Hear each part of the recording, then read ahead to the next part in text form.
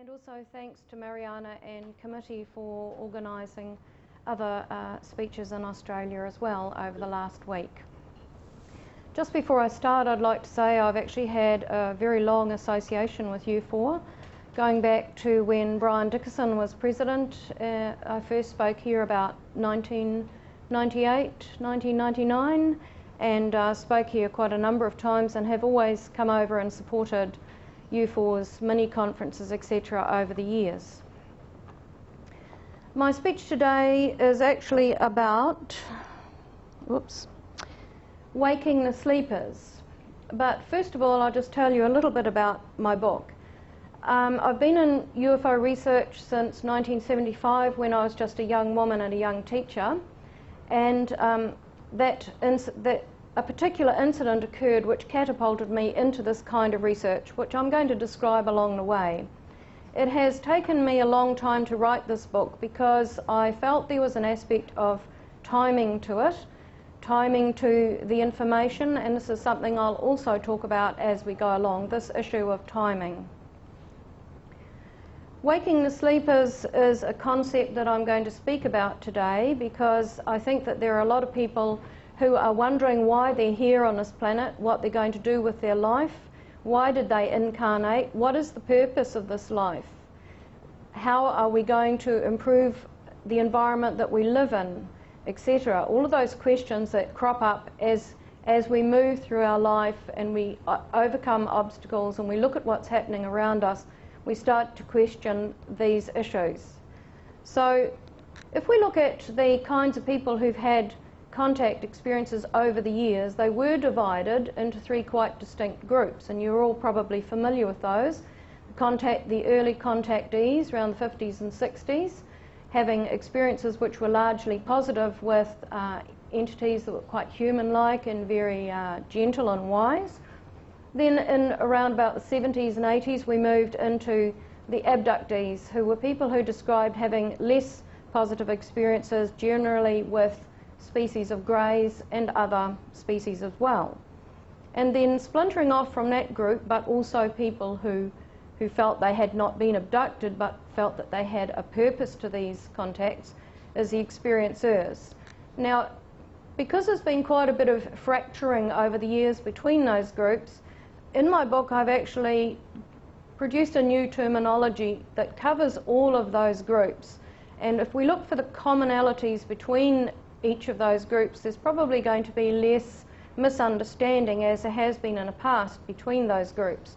And so I've come up with the word communicators that covers all of those groups, people who are simply having experiences of contact with extraterrestrial intelligences. And so this is an all-encompassing name. Later on you're going to hear that word used in a different context as well.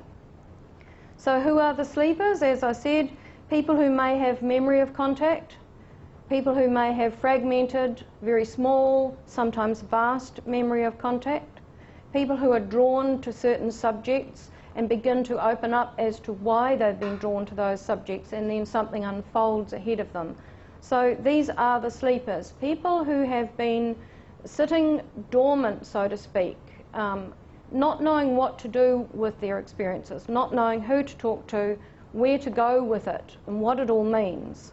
So I think that a lot of people who are used to speaking about their experiences, as I am, are probably going to help these people to come forward, face their own experiences, come to terms with them, understand them, etc., and possibly eventually speak about them themselves.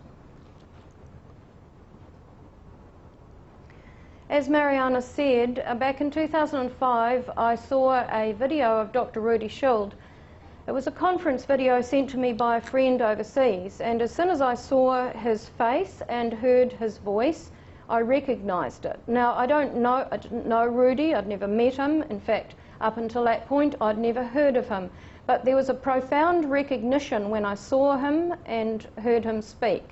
And it was a recognition that goes beyond just maybe he looks like someone I know or his voice is like someone I know. It was a much deeper and more profound knowing that I knew something about this person, and I felt compelled to contact him. I tried unsuccessfully for several years, and sort of put it aside for a while because, you know, certain things happen in your life and you're moved away from what you're intending to do, and then you come back to it. When I finally came back to it and finally got his contact details and contacted him, I asked him if he would be willing to look at some of the chapters that I'd been writing. Now, it was with some fear and trepidation that I actually sent those chapters to him, because some of the material was quite way out there and unusual. And, you know, there's always the chance when you come forward with your experiences to people that they're going to poo-poo it, or they're going to say, no, I don't understand that at all. So sending it to a scientist was quite a risky thing. Anyway, he read one chapter and said, well, actually I understand this in terms of physics. That's quite clear to me, so could you send me a couple more? So I sent him a couple more, and he said, yes, I understand this too, and began commenting about it from a scientific perspective. And then later on, a little later on, as I continued writing, I sent him 2 chapters that I thought would really test him, because they had tested me as to whether or not this memory was correct. How could it be correct? Because the things I was describing seemed so unusual and bizarre and foreign to our day-to-day life. And in fact, those were the 2 chapters that he aligned with the most in terms of his understanding of physics and astrophysics and science. So that gave me quite a bit of confidence, and he said, look, I'll help you to understand the scientific concepts, and then you can write it into the book. And he very quickly found that I don't understand scientific concepts too well at all, and so he said, look, I'd like to contribute to it by way of footnote, commentary and a scientific epilogue.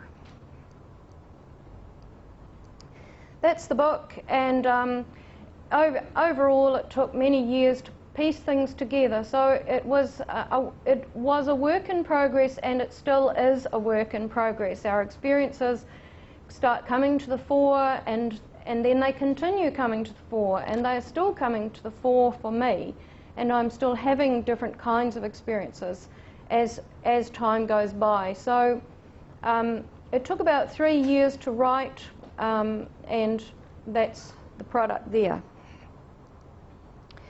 I've divided the book into 3 parts. I've divided it into beginnings, which is an outline of my early life and the kinds of things that I experienced, and both of my sons, one in particular. And we're talking about mediumship abilities, speaking and communicating with those who've passed on into spirit, seeing balls of light in the air, auras around people, precognition, animal telepathy, all of that kind of thing, which is more on the sort of spiritual side of life, is what I experienced from very early childhood. And it was very natural to me, and it also got me into trouble. You probably hear a lot of experiencers say that in their early life they had to learn quite quickly that not everybody experienced or saw what we experience and see, and what psychics experience and see, and I learned very quickly to push it down and keep it quiet and under wraps, except within my own family. Part 2 is contacts. Now there's many contacts that I have varying degrees of recollection. So I had to go through those contacts and decide which ones were going to give an overall picture of what I wanted to portray in the book and the progression of what I wanted to say. So through talking with Dr. Schild, we decided that all of these experiences that I was going to put in a book, regardless of how much I could recall of those experiences, and some of them were almost complete, that I could remember an extensive amount, others was the beginning and the end, or just the beginning, or bits from the middle. And we decided that all of those should be investigated through regression as well.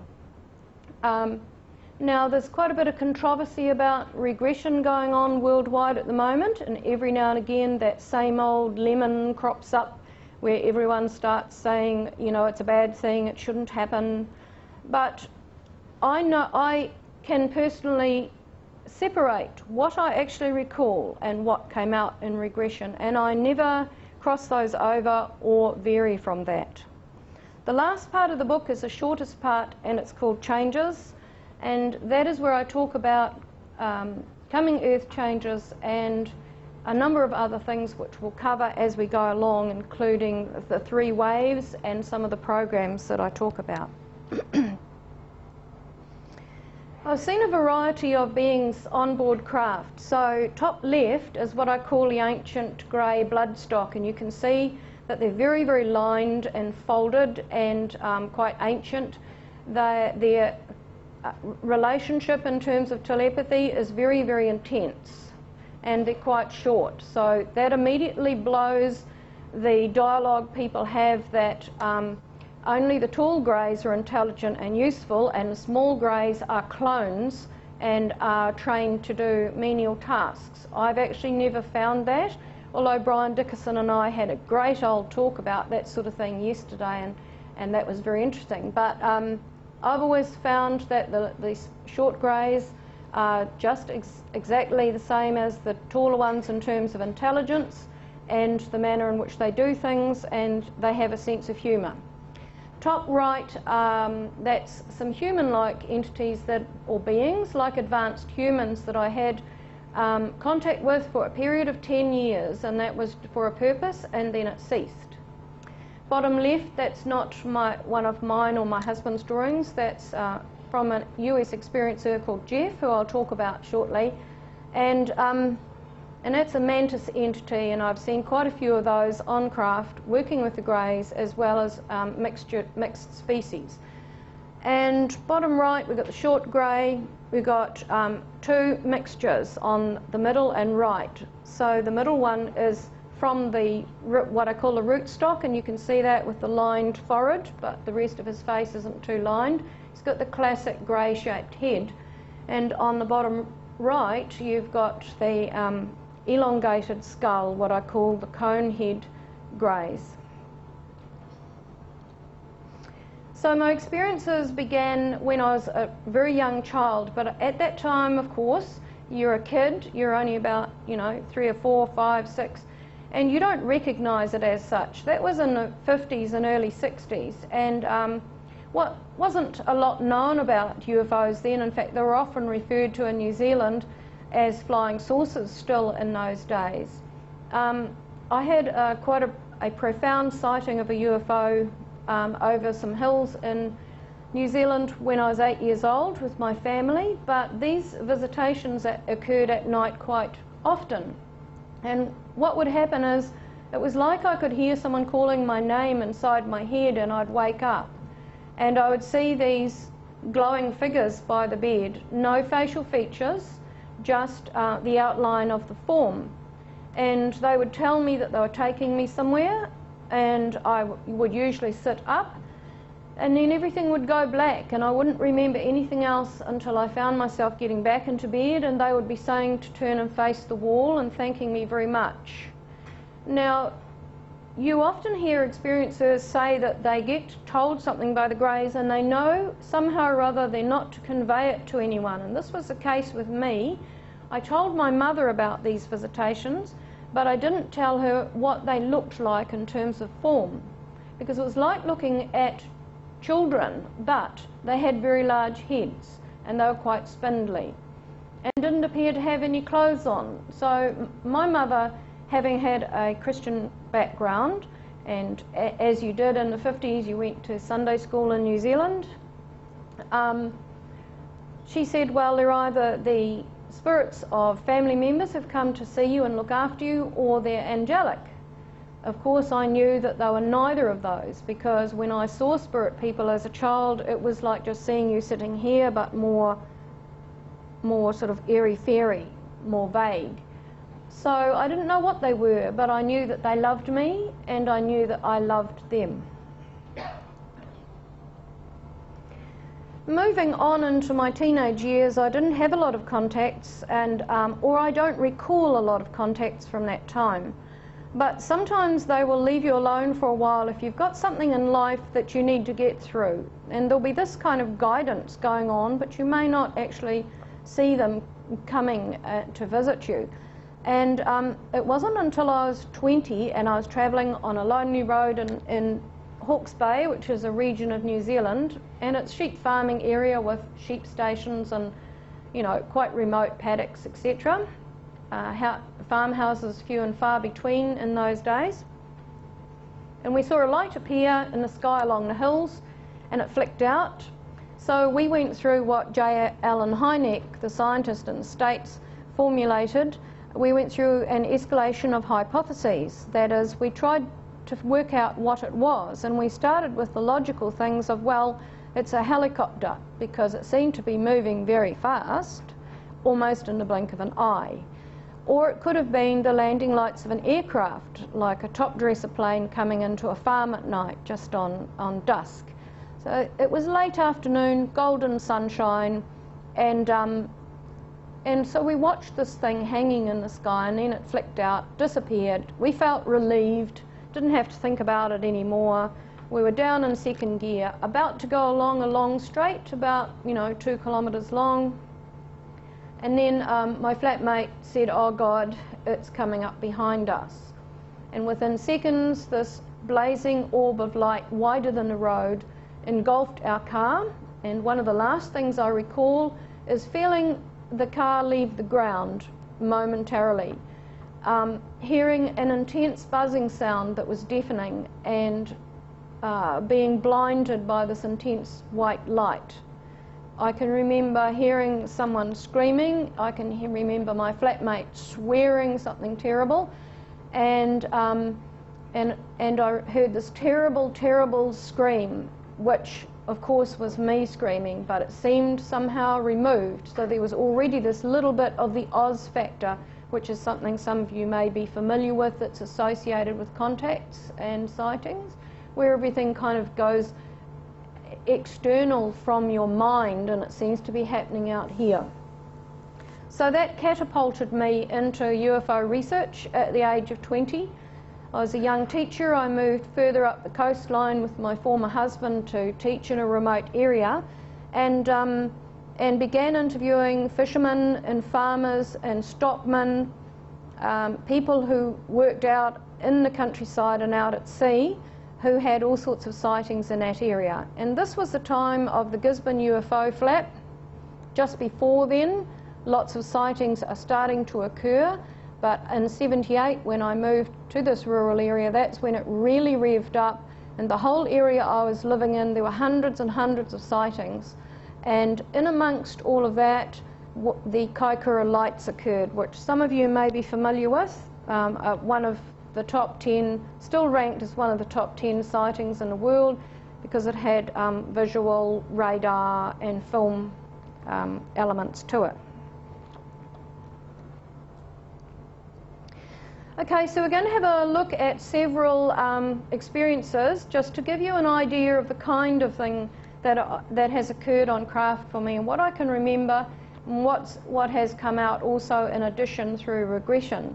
And what I've done all my life is try to make sense of everything. So I consider myself a very practical person, because my other hat, as Mariana mentioned, is 40 years of UFO sighting research, examining photographs, visiting sites where sightings have occurred, documenting them and interviewing people, etc. So I began to really think about what was happening and search for things that matched. So trying to talk to people, other people who claimed to have experiences, people that I met overseas, reading books and trying to find things that matched what I had experienced, because that, to me, at that point in time, was the only way that I could make sense of it, keep my feet on the ground and try to work out what exactly was happening here. So this is chapter 18 in the book, and it happened around 1978, because I know where I was living at the time and what happened when I was taken onto the craft. So I'm not describing the whole experience, I'm only going to go into some of it. So while on board a craft, I expressed an interest in astronomy, and the grey with me at the time said, "Come with me."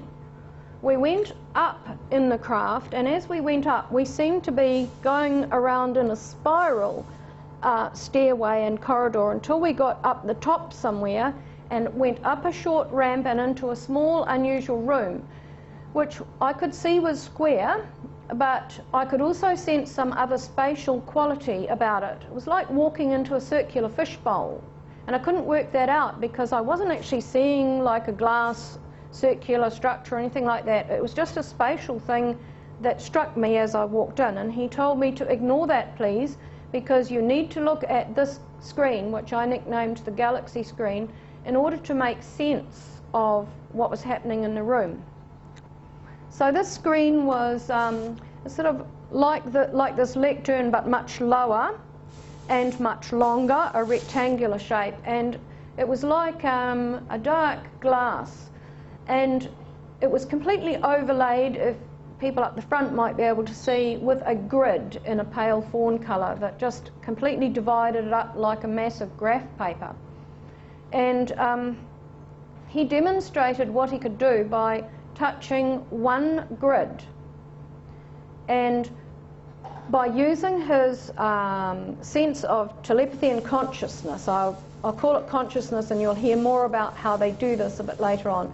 He was able to go into that grid and select what area, because it's like taking a plug through that section of the galaxy. So he was able to select a place in that grid, and up would pop in the air what I now know was a virtual reality display. But in those days I didn't have those words because we didn't have virtual reality. So I just described these coloured balls that looked like planets that were hanging in the air. They were see-through, you could put your hand through them, you could walk through them, walk around them and examine them and look at them. But of course now we are just beginning to develop virtual reality in this sense. So that's just an example of what might come up: moons, planets, suns. We played around, you know, he asked me to select a grid, and up came, it was just like a field of sand or rock, so that wasn't a good choice. And we played around for a while until I completely understood how this worked and how they could actually go back thousands and thousands of years. They could select a point in time and look at the planet at that point in time. And this is what Dr. Schild found quite extraordinary as an astrophysicist himself, is the capacity to cover vast periods of time. He was able to touch one of the small screens down the bottom and transform a set of 3 planets so that you could see a coloured magnetic field around them that seemed to be flowing and moving as if it was breathing. And I'll explain more about this later. So he was able to alter the facility of the screen to give different effects. Now, at one point he said he wanted to show me a particular thing that was very important to our planet, and this is something that a lot of experiencers, contactees, abductees, the whole lot, communicators, will report to you. And he selected the time of August 6, 1945, which some of you might recognize as the atomic bombing of Hiroshima and Nagasaki in Japan. 2 occasions when mankind used atomic weapons in warfare, causing massive destruction, loss of life and ongoing suffering. But when he actually brought the Earth up and brought that time up in the virtual show, if I can call it that, he was also able to show the shock wave that occurred at the time of those atomic bombings.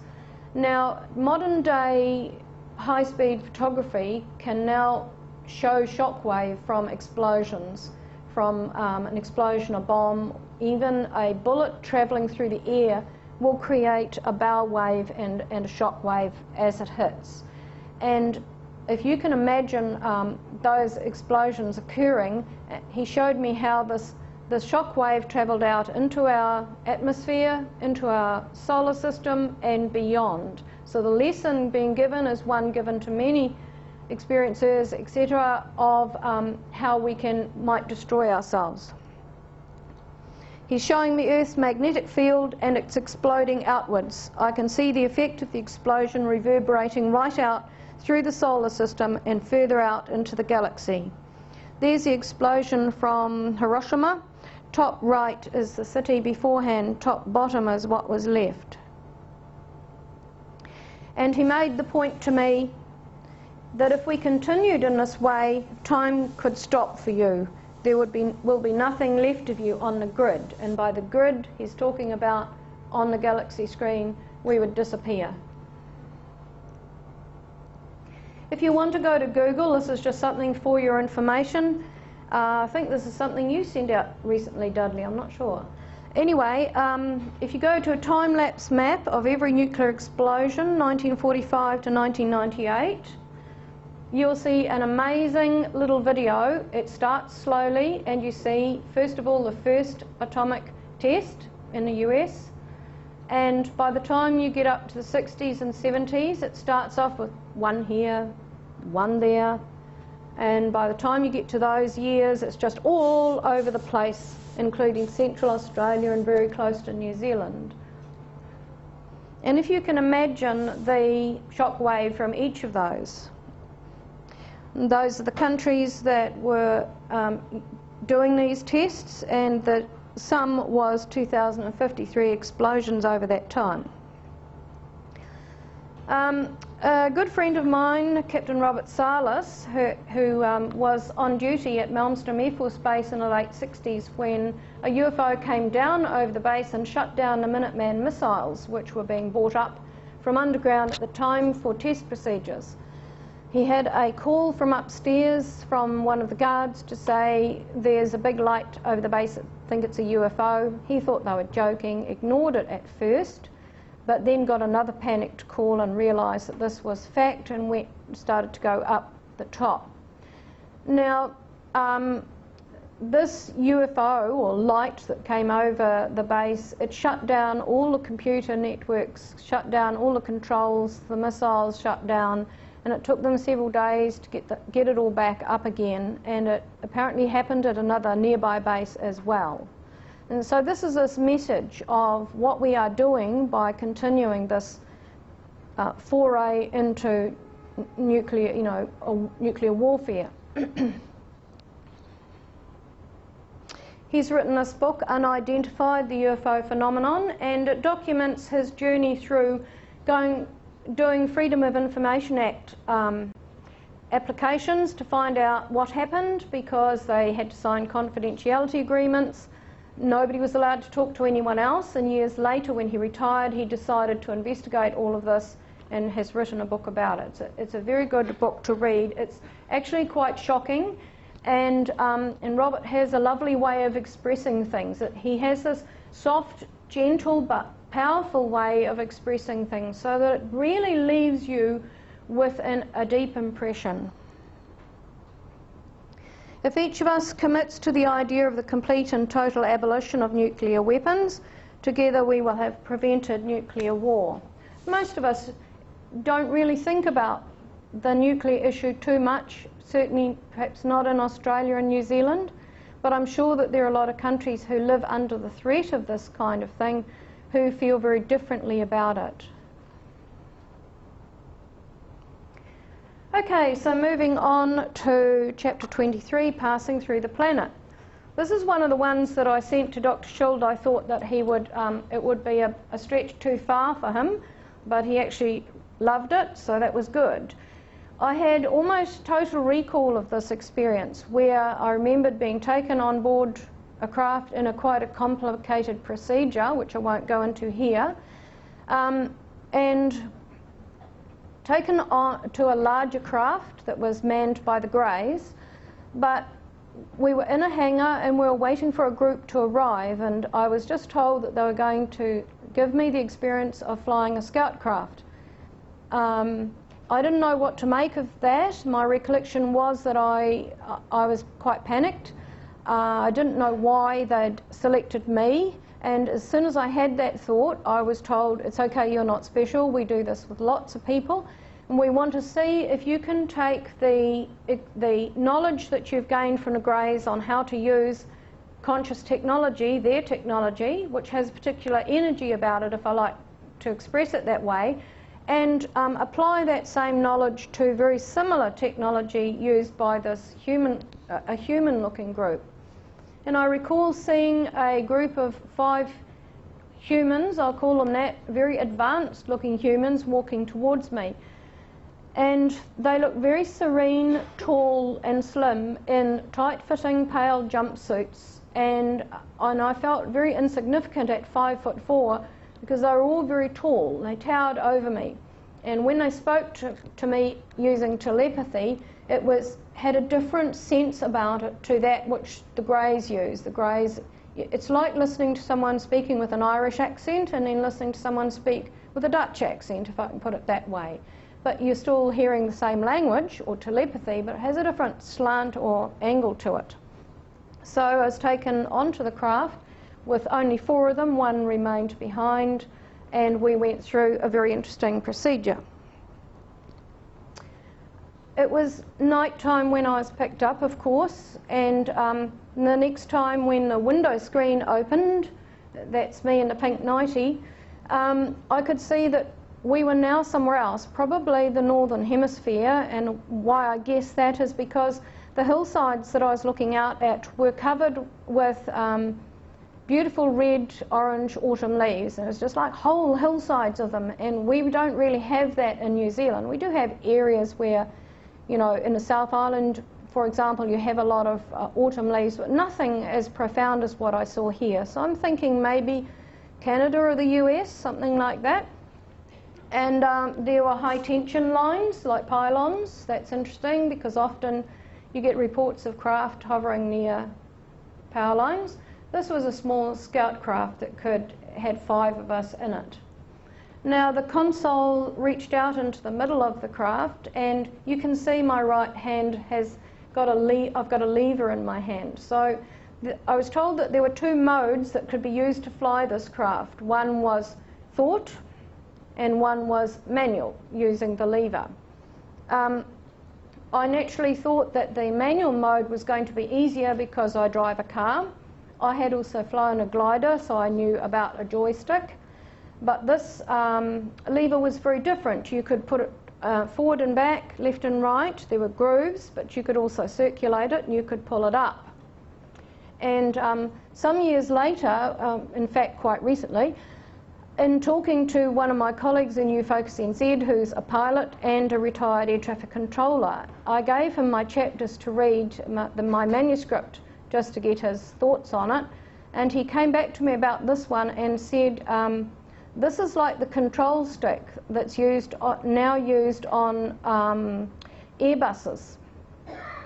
It's like, this was like a much more advanced, simplified because of the construction of the craft, simplified version of it. So I googled control stick and was astounded to see that there is a similarity. Anyway, behind me there were 2 entities, or call them entities, advanced humans, who were working on controls. One of them looked very much like your classic Nordic, if you like to call it that, although I've never actually called them that. They had blonde hair and brown hair.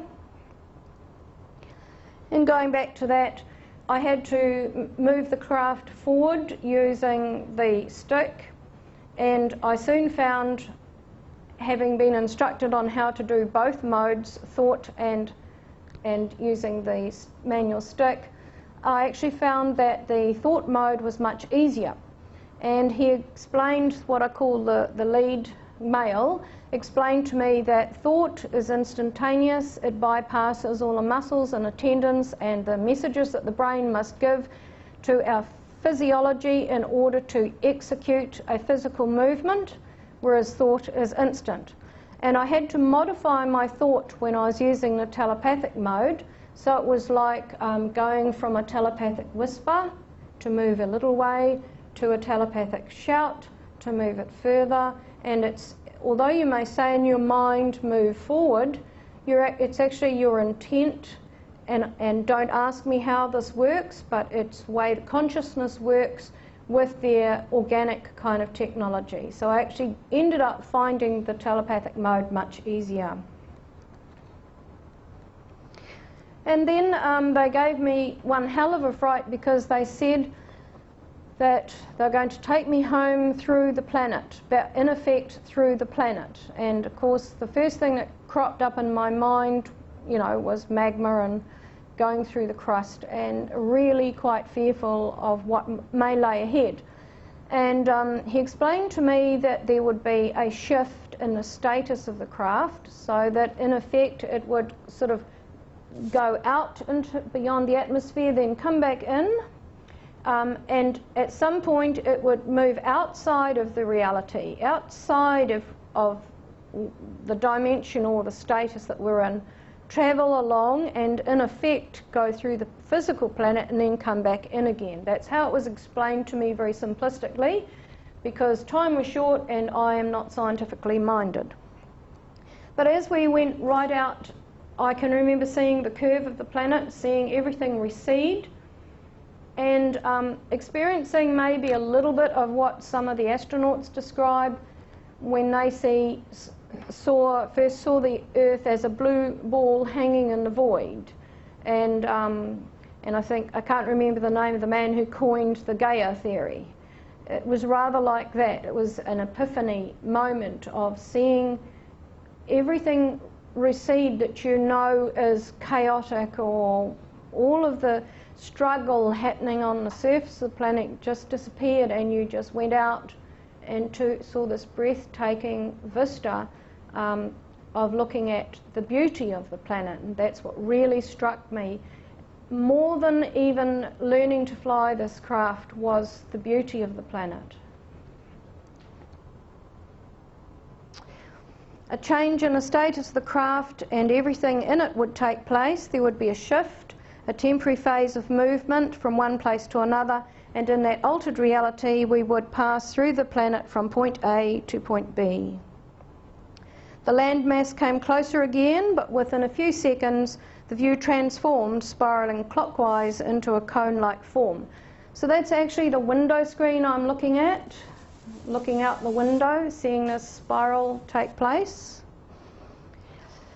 And Dr. Schultz said, the description of flying through the planet is fascinating. In my view, this involves the same manipulation of the phase information of the material as walking through walls, windows and doors. So he's likening it to what many experiencers and abductees describe of going through a window, wall or door, but suffering no effects from it whatsoever.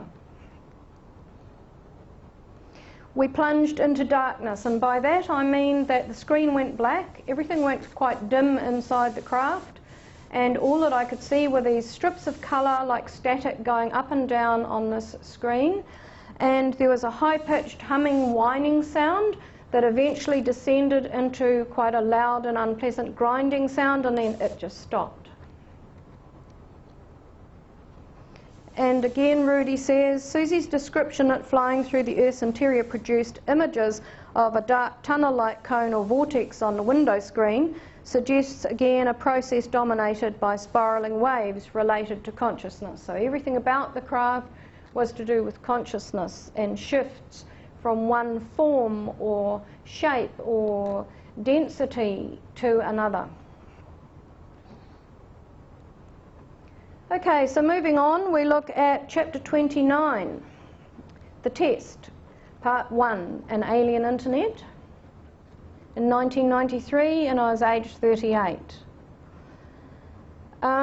Now, I've talked about this one before at U4 several years ago, but I'm going to expand it a little bit now, and I think there's probably a lot of people here who wouldn't have heard that speech back then anyway. You can see in this image that there's 16 humans and some greys going along a corridor. And you can see that in front of us and behind us it's black, because the corridor was just dark, and it was as if there was light moving with us. It was like we're in a bubble of light.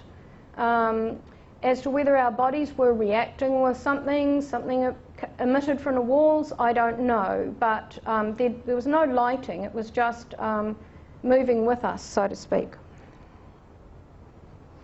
we were taken into a room which was quite crowded. It was quite a large room because there were 16 humans and there were 16 greys, so that one was matched to each of you, but then there were some other greys and entities there to observe as well.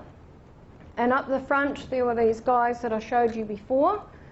The one in the middle and the one on the right were what I call the elders of the craft or the species, and they were there to monitor and observe what was going to be an important test. So the humans were being tested on we would each be given a task, but we were not tested on the result we got from the problem that was given to each of us. That was not the test. The test was with what they wanted to see was how well we had learned what they had taught us in terms of using their consciousness equipment and technology, and how much of that we could display in our effort of trying to find an answer to the problem that each of us was given. And each person was given a problem of equivalent difficulty, but a different problem. So we were seated in front of a console, and it had a script symbol on it, which is what I call what I believe is a bridging script. A lot of experiencers say they can write script, and some of them can read it. Sometimes they write it and they don't know why they're writing it, but perhaps it's because they've done it on a craft. And I actually think that this bridging script contains some of the alien symbols or aspects of their written language. It also contains aspects of many of our written languages, and so it is like a bridging thing that is enabling humans and aliens to understand in a form other than telepathy, in a written form, which a lot of humans respond to well, and they don't necessarily respond so well to telepathy. And a lot of people who've had experiences come back and say that there was no communication, they weren't talking to them, and perhaps it's because they're not keyed into that and picking it up. I don't know. Everyone is different. So we were given a download and a big information transfer that took, in our time, 1.5 minutes, and it would amount to like dozens of encyclopedias of information given to us, which we would have to sift through in a very short space of time. And then each of them produced what I call a tablet, an information tablet, and it was about so big. Does that look familiar?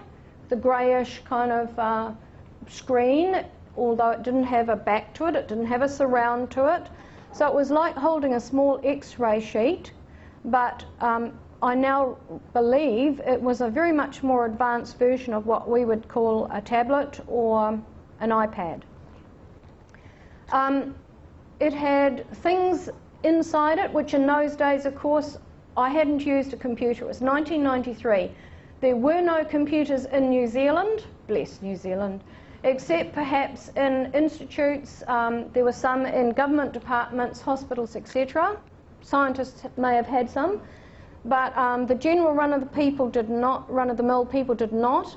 And in fact, they didn't start planning for the general public to have computers in New Zealand until 1995, and I didn't use one until I spoke in the States in 1999. So I had no knowledge of what a computer was, and I certainly didn't know what an iPad or a tablet was. So my way of describing it, it was 3D, and my way of describing 3D, which I also didn't know about then, was that the images stood out in the air from the object. They stood out and they flowed out into the air and they moved. And they seemed to come out and disappear into a point. It was vibrantly coloured, and I now know, of course, that those were like icons that you could touch and up would come some more information. So we were given a few minutes to understand this concept, and then it was pushed into a slot in the console I showed you just in the previous slide, and up came the same image replicated on the screen, which we could touch, we could flip, etc. And we were given brief brief understanding of how to use that. There were some other things that we could do, which I'll touch on shortly, but that was my problem. I had to work out how to get from one planet to past another and to another planet in a solar system, in a planetary group, by using natural flows of energy in the magnetic fields without cutting through, without damaging the fields. I had to work that out, and there was information in the script boxes, there were diagrams and other things which I had to work out. So there's that same image I showed you before. It actually belongs to this experience where there were magnetic fields around it, and I had to work out how to go from one place through the fields and get to another. Now this one is quite interesting because while we were each working, and there was like rows of us working on our different problems, we had our grey standing beside us, giving us some encouragement, not giving us information, but they were observing what we were doing, observing our thought patterns and what was taking place. And I describe in the book hearing his mind, the grey next to me, his mind was like a car motor idling next to me. So it was idling away, it was thinking and it was watching. He wasn't feeding me, or we weren't cheating or anything like that. But he was able to give me information that related to this but did not help me with the problem. So he enlarged on this whole idea of moving through magnetic fields, moving through flows of energy. Now, humans are just starting, or have been for some years, but just starting to understand these flows of energy, not only around our own bodies and plants and other things, even inanimate objects, but also in terms of our planet. So he started off talking about how they utilize these flows in space, and they don't cut through and harm. And when they come into our atmosphere, it's the same thing on a smaller scale. They will use their knowledge of our weather systems, where there are magnetic anomalies, where there are patterns, and they will assess all of this and they'll go with the flow. And he told me back in 1993, while he's standing beside me, that one day we would realise the harm that our thousands and thousands of aircraft are doing, cutting through our air every day all around the planet, and how this vibration is cutting through the natural flows in our atmosphere is affecting our nervous systems. Now, just recently, the other week, I was actually in hospital sick, and when I got out, I was reading something before I came here about how scientists have now just discovered this kind of terrific thrumming vibration that is created by our aircraft crossing our skies, and how it is actually, they believe, affecting us. So all these years later, 2015, scientists are saying that this is actually happening. And one day, I suspect on our planet, we will travel with flows of energy. And we will travel differently with different propulsion and energy. And there will be less harm to our planet and everything that's on it. Now, nervous systems will be a lot better. Now, you can also see coming out from my eye, and when I remembered this, I thought I must be going mad. How could this happen?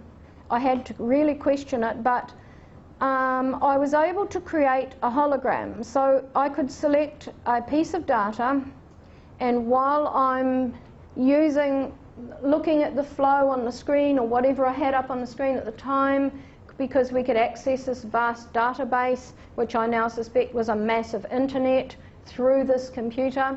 But I could also draw something that had been put in my mind by the grey. If there was a page I quite liked the look at, somehow or other, I could put it there in like a shadowy form and observe it, study it, look for keywords, and just somehow flip it away.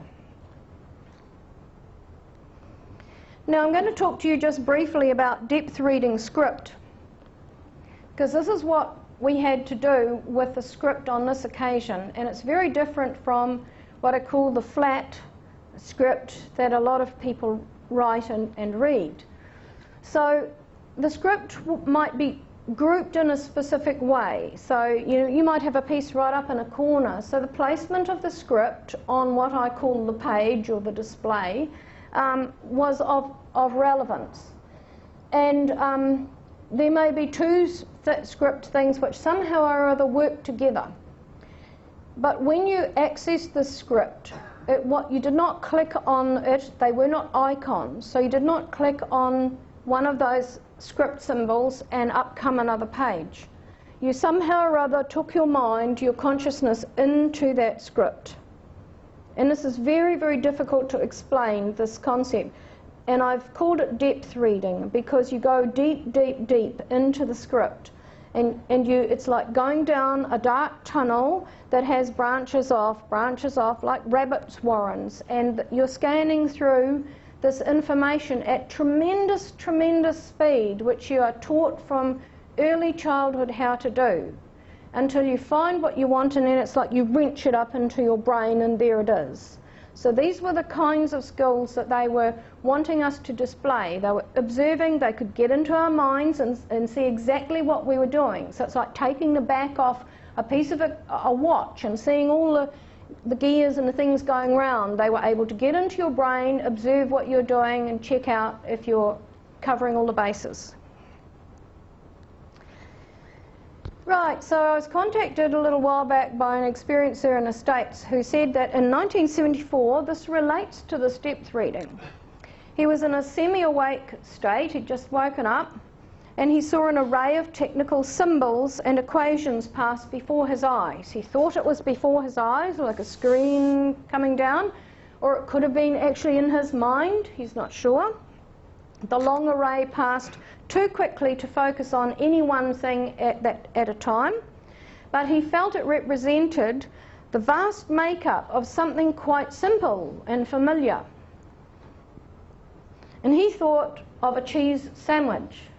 So if we look at the data description of a cheese sandwich, and I'll just find the right page. Okay, the data description might include something like this: the ingredients of the sandwich. That's the simplest data description. The ingredients of the sandwich, the chemical makeup of the ingredients, the odor of the ingredients, the taste of the ingredients, what company made the ingredients, what grain was grown to make the bread, what soil type was it grown in, what was the bacterial, what was the chemical makeup of that soil, what was the moisture content, what breed of cow the milk came from that made the cheese, the company that made the cheese, how the sandwich was made, who made the sandwich, why they made the sandwich, etc., etc. We could go on and on and on and find a massive amount of data about a cheese sandwich. So this is what I'm talking about, going into deeper, deeper, deeper, deeper into the script to gain more and more understanding and drag out what you want. There was a classic example he gave me of this depth reading. And he felt that he was being shown something, as a scientist himself, he was being shown something quite profound that we would do in the future. And lo and behold, just recently, there is a university in the US, where scientists are working on a little-known branch of psychology called perceptual learning, where you are able to, are taught to intuitively access a vast amount of data, and you scan through it at a huge speed, and you just pick up keywords here and there, key concepts here and there, and you can quickly discard what you think isn't going to fit what you want. And students are being now taught to do this, and they're still experimenting with it, but they're finding that the students are covering a huge amount of data and coming up with great results. So here again we have this reflection of something that I saw on a craft in 1993 just coming to the fore now in our own understanding of what we're capable of doing. And in the future we may be depth reading. We may look at something, put a hand on something and be able to take our mind into it zapping through the language or whatever, through the pages psychically, intuitively, and picking up what we want.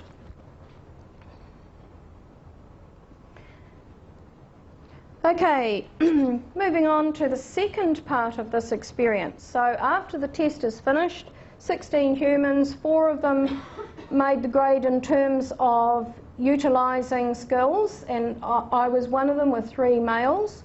And I was asked if I would take the information tablets down 2 floors in the craft, and where they would be put into something that just cleared it all out, ready for another test situation with another group of humans.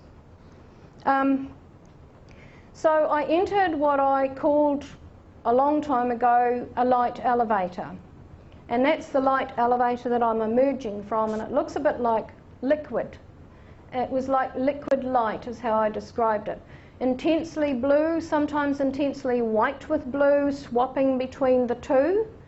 It felt like velvet on your skin, and you stepped in, there was no floor, you were suspended in it, like suspended in a liquid, but you could breathe. It was light, not liquid, but it felt as if it had a liquid quality about it. And you thought your way to, you thought a symbol, and there was a moment of blackness, and then the door would open and you were there on another level. So I emerged from this with the thin information tablets, which would be great to have at school these days, you know, an indestructible piece of plastic that had all this information in it that kids could throw in their bag with their lunchbox. And there was a female grey sitting at a console, and on the wall there was a screen. Now, I've always tried to find other things that corroborate my own experiences, so I know I'm not going mad. And while researching for a speech in Australia, actually, I looked up the internet on a variety of sites where there was experiencers' artwork, and I found this. And I thought that was incredibly like what I had seen and travelled in. So I contacted this experiencer called Jeff through this website and asked him, is this drawing you've done real? Is it from an experience you've had? If so, can you tell me about it? So he came back to me, and I've written quite a bit about it in my book, and said yes, this related to an experience in Michigan that he had where he was on a craft as a child, about 12, and he travelled in an elevator that was filled with bluish white light, and you thought your way between levels. And it was like velvet on the skin. So after our communications going backwards and forwards, we found that we had travelled in exactly the same thing and could describe it identically. And this was a real turning point in my life, because it was the first time I'd heard a lot of similar things, you know, little things that happen on craft that experiencers and abductees talk about that are similar. But in terms of a very distinct piece of technology, this was the first time in many years that I'd come across something as tangible as this. Now, when I went to Perth and spoke to a support group there, a young girl who I'll call Anne came up to me with her mother afterwards with a folder of pictures she'd drawn of her own experiences. And there was this image in there which had that same distinct look about it, so I asked her if she could describe what it was, and out came exactly the same description. So once again, this corroborative evidence of what experiencers have seen and travelled in and can describe. So there were 3 of us in different countries who've never met each other who could describe it identically. She called it a teleporter, a tubular column of bright, soft, sparkling light that transports you elsewhere. So we're just going to go back to this screen. On the craft, you may see what appears to be a window, but then actually you find out that it's a screen. And then sometimes it'll just completely disappear in front of your eyes, and it will become a wall. And you won't even know that it's there until someone thinks at it and makes it appear, or touches the wall and makes it appear. So I'm looking at this screen or window, and I can see a dome in there, and inside the dome There's humans and greys, foliage, seats, and it just looks like a park. It seemed to me that there was artificial sunlight in there. It was kind of golden, and I asked the female grey what it was all about and what it meant. Things are very compartmentalised on a craft, so I wasn't actually supposed to have seen that. She was supposed to have made that disappear before I stepped out of the elevator. But as it was there, she would simply say to me that it was where, she said, it's where you humans sometimes go when you're here on the craft for a longer period of time. So therefore I assumed, excuse me, I've got a sore throat, that it was artificial sunlight. Why the greys were in there, I don't know, and how long they could remain in there, I also don't know. So don't have any further information on that. But what struck me was the fact that I could see that this had three functions: a screen, a window, and a wall. And she told me that it actually had 5 functions and described them to me. A wall, a window, a communication screen, which of course when I first saw Skype realised, hello, that was like Skype. A surveillance screen for looking within the craft, and a mammoth database, what she referred to as an information storage facility. So a massive internet kind of thing, or storage base for vast amounts of data. And when I spoke, before I talk about that one there, when I spoke in Perth in 2003, I think it was, the late Dr. Roger Lear was there, and we had dinner together the night before the conference. And we talked about a wide range of topics. One of them was, that he talked about, was that he had interviewed a military person in the US who had described being taken to a base where there was a craft sitting cloaked or invisible on the tarmac. And this person and the others who were being taken on board to observe the technology were told, had a personnel on either side of them to guide them up to where the craft was, where they could kick their feet, feel the first step, and go up into the craft. And once they were in there, this person looked out through what he could see was a window and look at the tarmac.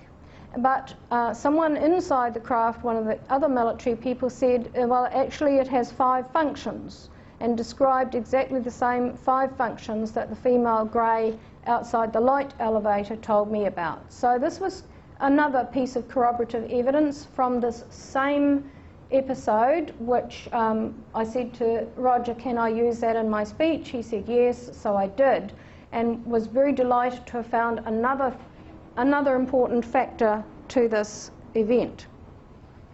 I heard a noise behind me and turned to see this entity. Now, it seemed quite young, its face seemed quite young, but the way that it moved and stood was like a person who was elderly and arthritic. And I don't know why that was. I'm assuming this was a hybrid. But the most stunning thing about this entity was its huge energy field, which just filled the room. It was extremely intense. And I believe, all these years later, that this is like a new model, if I can put it that way, that has been hybridized. A very new model that had a lot of human in it, and a lot of grey and perhaps other species as well. Very, very... if you were to meet this entity for the first time, it would feel overwhelming and intimidating. Not in a negative sense, but simply because of the overwhelming power that exuded from him. So that's my husband's drawing. We have sat for many hours to do drawings for my speeches, and you know, I can't draw like him, he's an artist, but I will sit with him for hours describing the finest little details, and he's rubbing and redrawing and rubbing and redrawing, and he's been marvellously patient in getting the drawings as close as possible to my memories, because that was important to me. And there was one feature of this entity that we had quite a disagreement about. and that was the eyes, because he said, oh, that looks funny, I think that black bit in the middle should be down that way. So he immediately got his pencil, doing the draft sketch, and down it goes that way. And I said, no, it wasn't like that, it was across the middle. He said, no, it can't have been like that. Cat's eyes, they've got this elongated bit. It wouldn't have been like that, it would have been like this. And I was like, well, who was there, you or me? And in the end, he said, no, I can't draw it like that, it's not right, it doesn't look right. So he drew it down, draft sketch, left it for that day, came back to it the next day, and he was about to start his the final drawing, and I just had this rising sense of panic. No, it cannot be that way, because that's not how I remember it. And whether it looks odd or not, it has to be how I remember it. So after some tense discussion, that little pupil was turned around. Okay, so wanting to communicate with him, I asked a silly question, and at that moment he was telepathically communicating with the female grey, saying I shouldn't still be there, I should have gone back by now, because they're very compartmentalised, everything runs to a ticking timetable, because they're going through millions of people going on board craft for a whole variety of reasons. And I asked him this silly, what I thought at the time was a silly question, almost like talking to a horoscope person. I said, can you give me some useful, helpful piece of advice for my life? And he just looked at me, and I got the word corroboration. And I was quite disappointed, because I thought I'd get something really profound. But it wasn't till some years later I realised that that word and the meaning behind it and his intent behind it was very profound. Because for years I have based my research and my investigation into my own experiences on trying to find corroborative evidence, things that match up, pieces of other people's puzzles that match mine, that can slot together. Because I think that gives you a great deal of strength. It creates a foundation. And I think that that's what experiencers, abductees, contactees, whatever you like to call yourself, and however you experienced your experiences on craft, whether it was positive or negative, we actually need to talk and find the commonalities, because that's our growing and starting and cooperation point. Last one before the break, I'll be really quick with this one.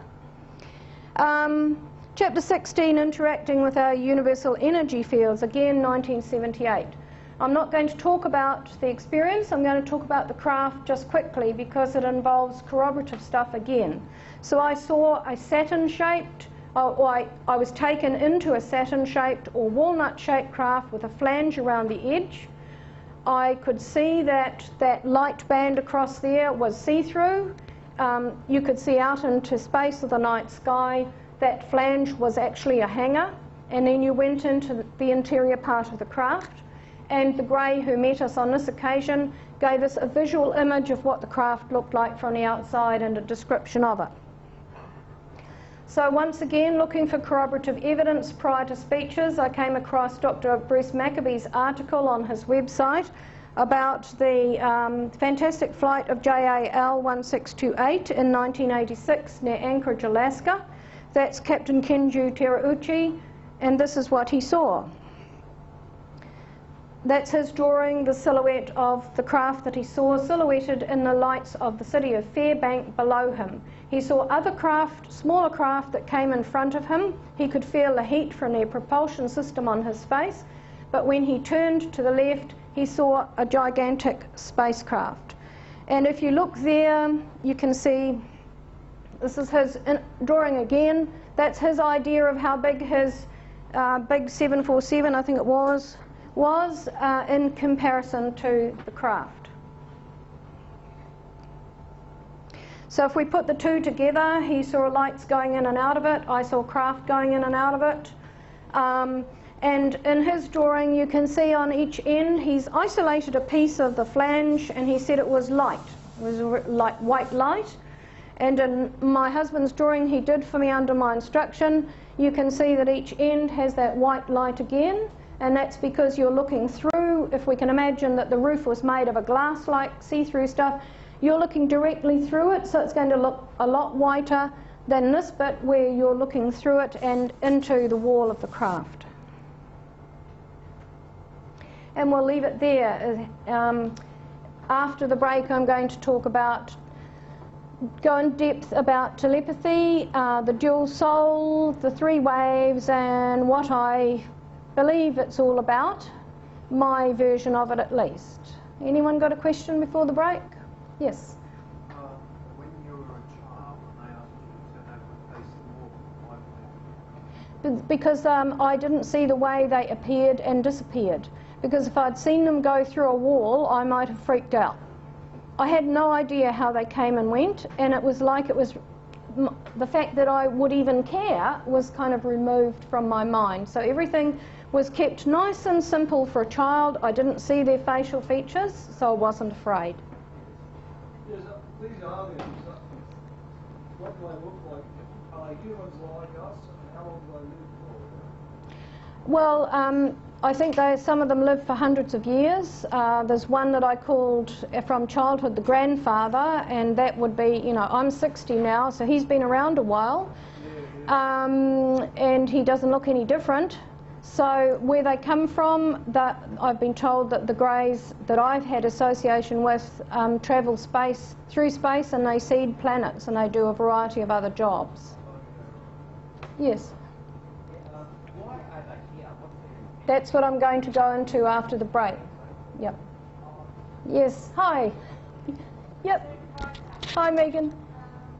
Were you taught while you were on the craft that humanity had these kind of capabilities? Yes. Yep. I was told that this is how we would behave in the future, and I think we're really moving into that now, actually. Anyone else? Yes. In the pictures, they seem to look pretty much the same. How did you differentiate sex? How did you know it was female or Okay. Often they seem to be androgynous. I don't actually recall seeing anything much in the way of bumps or genitals or anything like that. It's simply that you get a sense that one might be a female or a male, and on one occasion as a child, I was told that sometimes they're not male or female, but when I was older I might learn about that. And of course many years later I realised what that meant.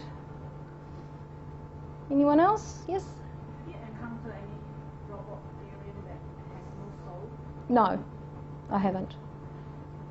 Shall we leave it there, Mariana, for break? Yes. Any more questions? Yes?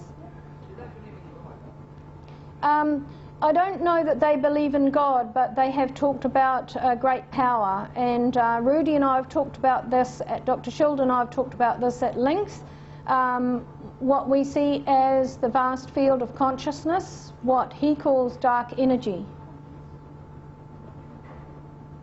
Anything else? Yes?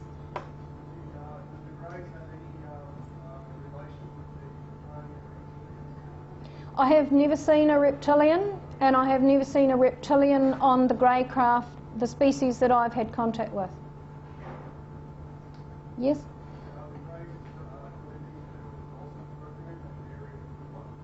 Well, from what I have heard and understand, some people describe different species of greys.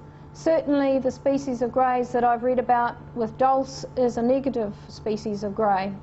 I have not had any contact with that kind of species. The greys that I've had contact with have been intelligent, loving, progressive, and compassionate. Yes? I'm sorry, I can't hear you. I have not heard or seen any evidence of that, so I couldn't comment on it, I'm sorry. Okay, last one. The mantis, did you say? Right, well, I'll explain that a bit later, but from what I understand, the different species have been selected by what I will call our universal governing body, or our spiritual hierarchy of our planet, our spirit spiritual governing body, which I believe every planet or planetary system has, and where there is life. And the mantis have a specific role to play in working with the human race at this time, and they cooperate with the greys. There's a number of species that are cooperating together, and it's quite interesting because you hear people say, well, these ones are good, these ones are bad, the light beings are good, you know, I've had contact, they say I've had contact with the light beings, but you know, you've had contact with the greys and they're negative. So there's all these fairly typical human perspectives of lining people up in some kind of pecking order. But I have seen a lot of these species on the craft together working and cooperating, and I have seen the greys transform from a grey form to a light being form and back again. So that blows out the whole idea that light beings are better than greys.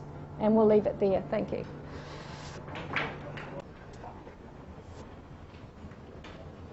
I'll just give people a minute to sit down. Can you not hear? They can't hear properly? It's good?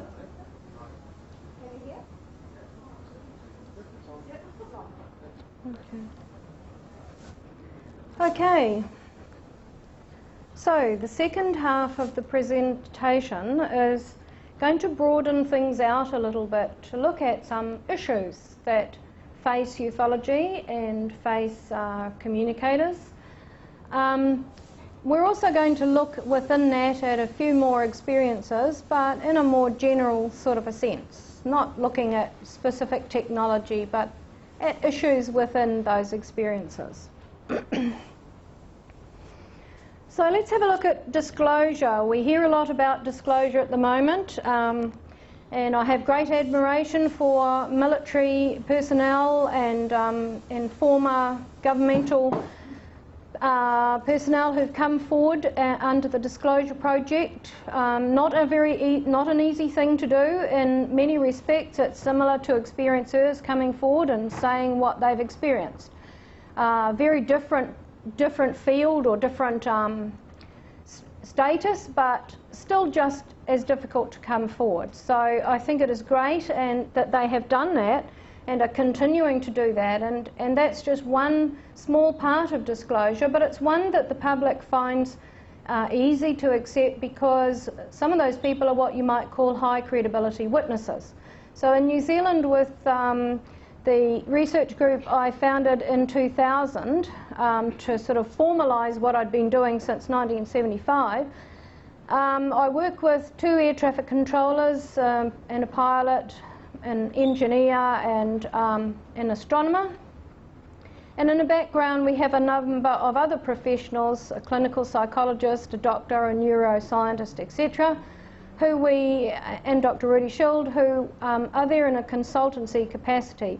But we go out and investigate sightings, and we have a website, which you'll see at the end of the presentation, and that makes, like U4 does, makes those sightings available to the public. We do a lot of public speaking around New Zealand, and Brian Dickerson, who some of you will know, is also part of our team. Although he lives in Australia in this day and age, that doesn't matter where you live. Brian has this amazing historic knowledge of New Zealand sightings, and so he's able to contribute in many ways. But the point is that when people come to us with a sighting, the media, etc., or the skeptics, etc., will see anything by a pilot or a policeman or etc., a person in some kind of authoritative position. They will see that as having more credibility than a farmer or someone driving a bus or a logging contractor driving late at night. Now, that is where the Disclosure Project has been very useful, because it has brought this subject to the attention of people via high credibility witnesses. But as far as we are concerned, a farmer to us in New Zealand is a high credibility witness, because they're outside all day long, often at night, shifting stock. They know their environment, they know the sky, they know the star patterns and the phases of the moon, because that's how they operate and how they work out on the land. And if they see something that doesn't fit into that, we take notice. My voice is failing on me a bit, I'm sorry. Okay, so the definition of disclosure in the Oxford Dictionary says disclose, make known, reveal, remove the cover from, expose to view. So ufology has been trying to do this worldwide for a very long time, but when you look back at some of the old material and some of the old meetings and things that have taken place, you kind of ask yourself, how far down the track have we actually moved? So disclosure can also be an awareness of the alien presence, or as the Greys have said to me, the simple idea of visitors to our planet, taking it down to the most non-threatening, simple phrase, visitors to our planet. Now there's all kinds of disclosure taking place. We've got possible disclosure through ancient artefacts and historic records. We've got governmental military files, disclosure by military or governmental whistleblowers. Disclosure is a sighting is disclosure of a kind. Witnesses seeing something that they don't understand and have never seen before is a disclosure happening for that person. Reports of UFO sightings by investigators and researchers, both of which can lead to disclosure by the media. Disclosure by witnesses or experiencers of close encounters or contact with alien entities, that's also disclosure. And so it's all leading to what I believe is a naturally unfolding process which we don't push. Everything, from my understanding, is unfolding. Our lives unfold, our families unfold, plants unfold, nature unfolds, the seasons unfold. It is a natural process. And whether we intervene in that or push it or whatever is actually not going to hurry it up. Because disclosure is actually about our perceptions changing. Now think about that. The more people whose perceptions change, and that can be in any number of ways. It may be that there are people here today searching for a spiritual component, a personal component, a sightings component.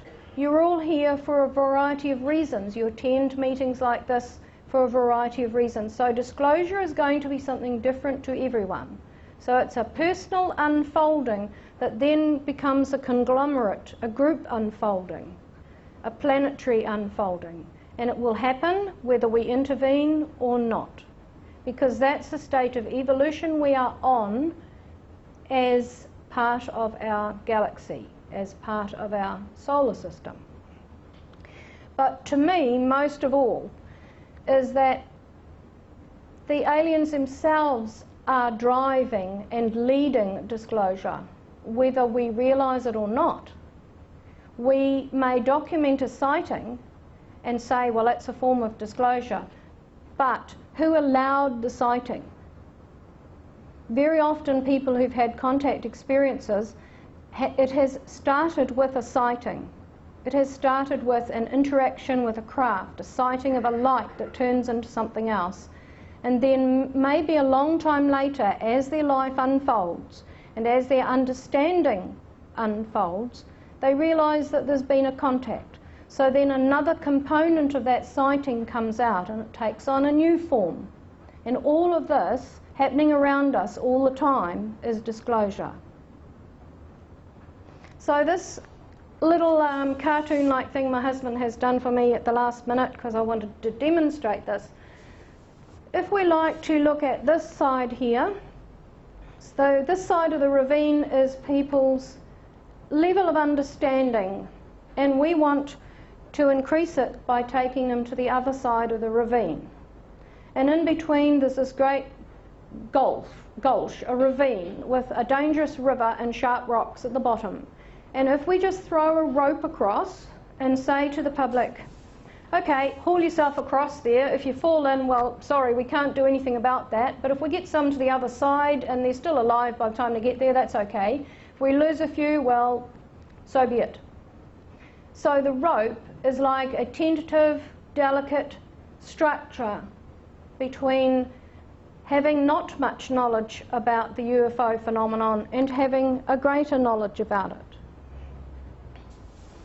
However, if we create as ufologists a firmer foundation in the form of a stable bridge, a bridge that maybe a mother with a pram or a pushchair can go across, an elderly person on crutches or a walker can go across, and someone with a disability in a wheelchair can go across. So we've got a firm structure to get us from lack of knowledge to greater knowledge. Then we're building a better structure, and we're enabling the public to move towards a greater understanding of the subject in a much more solid way. So to all of the groups that I talk to, I say, examine how you are operating and what your aim is. Some groups are very geared towards investigating sightings. Some groups are geared towards spiritual components, and they dabble in a bit of UFO stuff, but they also have a bit of healing and they have a bit of crystal things. You know, they've got a holistic view of everything and feel that it fits together. And then there's other groups that, like yourselves, you have speakers, you have night watchers, so you've got a number of avenues to get members to increase their understanding and maybe draw the public in. But I think at this time what we are needing to do is reassess how our structure works. And this may be committees of groups, it may be the groups discussing how this can happen, how you can inform the public. It may also be in terms of experiencers talking together about how they can further their spread of knowledge. But we're at a time where there's this balance or imbalance happening that we need to address. We need to be moving people towards this tipping point where suddenly everything opens up. And if we look around us at the moment, it's happening all the time. Just last night, Wendy and I were watching a bit of the news, and we could see people in countries where it's basically taboo to protesting. So we're seeing a lot of people power happening now. People are sick of the way things are. So right across the board, there's this furthering of knowledge. But ufology is in a quite a difficult position, because we tend to think that that the public know about these things, and they don't. If we look at the UFO community, if I can call it that, worldwide, compared to the population of the planet, it's minuscule. We tend to think that we're a big family. We might email people worldwide, or we might meet up with people and talk on Skype or whatever, but we're still a tiny proportion. So we actually have a lot of work to do. But the greatest work actually is being done by the ETs. And I remember the Greys telling me years ago, you will notice, and at that point I was not investigating sightings, you will notice more sightings beginning to occur. Don't believe the skeptics when they say the sighting numbers has dropped worldwide. It's increasing. And the number of people wanting to report it is increasing. The number of scientists and skeptics contacting us in New Zealand is increasing. It's shaking their world. But the Greys also said the number of sightings occurring that has the component of an entity being seen at the same time is increasing. And that's certainly what we've seen in the last 3 years in New Zealand. We've had a neuroscientist fishing at the beach at night who saw 2 entities and then a craft. We've got scientists who were out sailing off Taranaki off the coast and saw a craft with spinning red lights come in, buzzed over their yacht and disappeared. So there are certain people who are having sightings, who it's almost like it's like designed that way, because they're in areas of professions where the foundations are being shaken. So we actually need to consider our foundations and how we are to reach the public. In New Zealand, UFOCUS NZ has a motto, which is flying under the radar. because we asked ourselves, do we actually need the media? No, not necessarily. If you make good contacts in the media, yes. The print media in general, not always. I've got some good contacts in New Zealand, but sometimes unreliable. You're misquoted. They put a slant on things so it has a little kook factor to it, and you cringe when you read it. But where you're doing a talkback or you're doing something that's not pre-recorded, that's pretty good if you can do that. So flying under the radar is that we go out and we talk to retirement villages, we talk to scientific groups, we talk to Rotary, what we have in New Zealand called Lions, which is community groups, community service groups, all kinds of groups, and we actually step right outside ufology and look for other ways that we can actually talk to the public, not the converted. Because worldwide, the converted need to move out of that status and start talking to the public, not the converted. There's a place for the converted to keep growing their knowledge, but if we're not taking it outside there, how are we going to spread it? Now, we face a lot of problems in ufology. You know, people think we're a bit nutty or whatever. Although there's many more who think this is a real phenomenon. It's not part of my life. I'm busy doing X, Y, or Z, but I know that it's happening. So you've got this silent support base that you can draw on at certain times. And one of the things that I'm very aware of is timing. Timing is of the essence as far as I'm concerned. If I was to make a list of the things that are the most important to me in this field that I want to implement or help people to understand, timing would be at the top. If you rush out there and you say something that's going to take the public too far too soon, they rebound or they switch off. You might catch a few in the net and the rest will get away. And many experiencers and abductees have this understanding of timing of when material should be released and when they are at a point of understanding and assimilating their experiences themselves. If you are pushed to release your material too soon, it can have a devastating effect on you because you're not psychologically prepared. But not only that, your family is not psychologically prepared. Your children may be involved and they may not want something to go public. There are all of these things to be considered by researchers and by people who work with experiencers, abductees, etc. And if they say, look, I don't want this to go out there, you must listen, because they have this innate understanding of the flow of things, what is coming next, what they feel comfortable about, and this must be respected. Otherwise, why would you do that work? Now, in writing my book, I found a quote by Kim Carlsberg, and I contacted Kim and said, can I use it? Because I think she quite succinctly says this.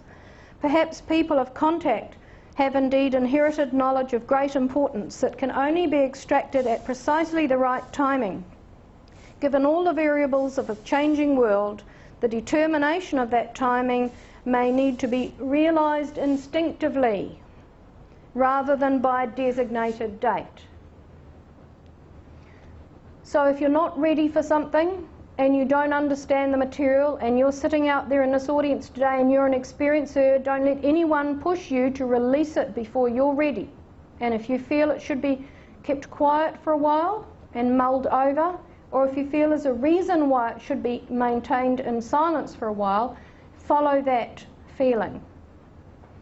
I experienced being put on radio in New Zealand when I was in my 30s, in a radio interview, and a very dear friend of mine, a veteran UFO researcher in New Zealand, put me in the position through his enthusiasm. He was a wonderful man.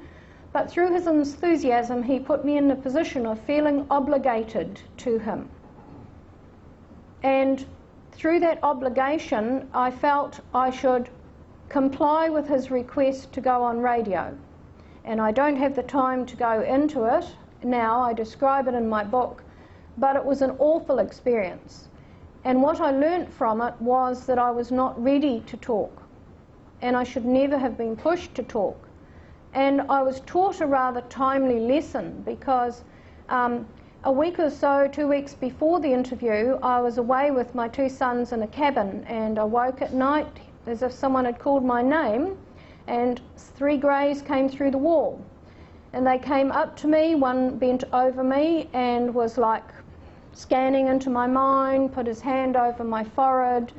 And the next day all I remembered was him telepathically saying this: if you do this, something bad will happen. And the next day I worried about this, and I took the negative slant on this. Something's going to happen to me. And the next thing that you surmise is they're threatening me. The greys are threatening me. What's going to happen?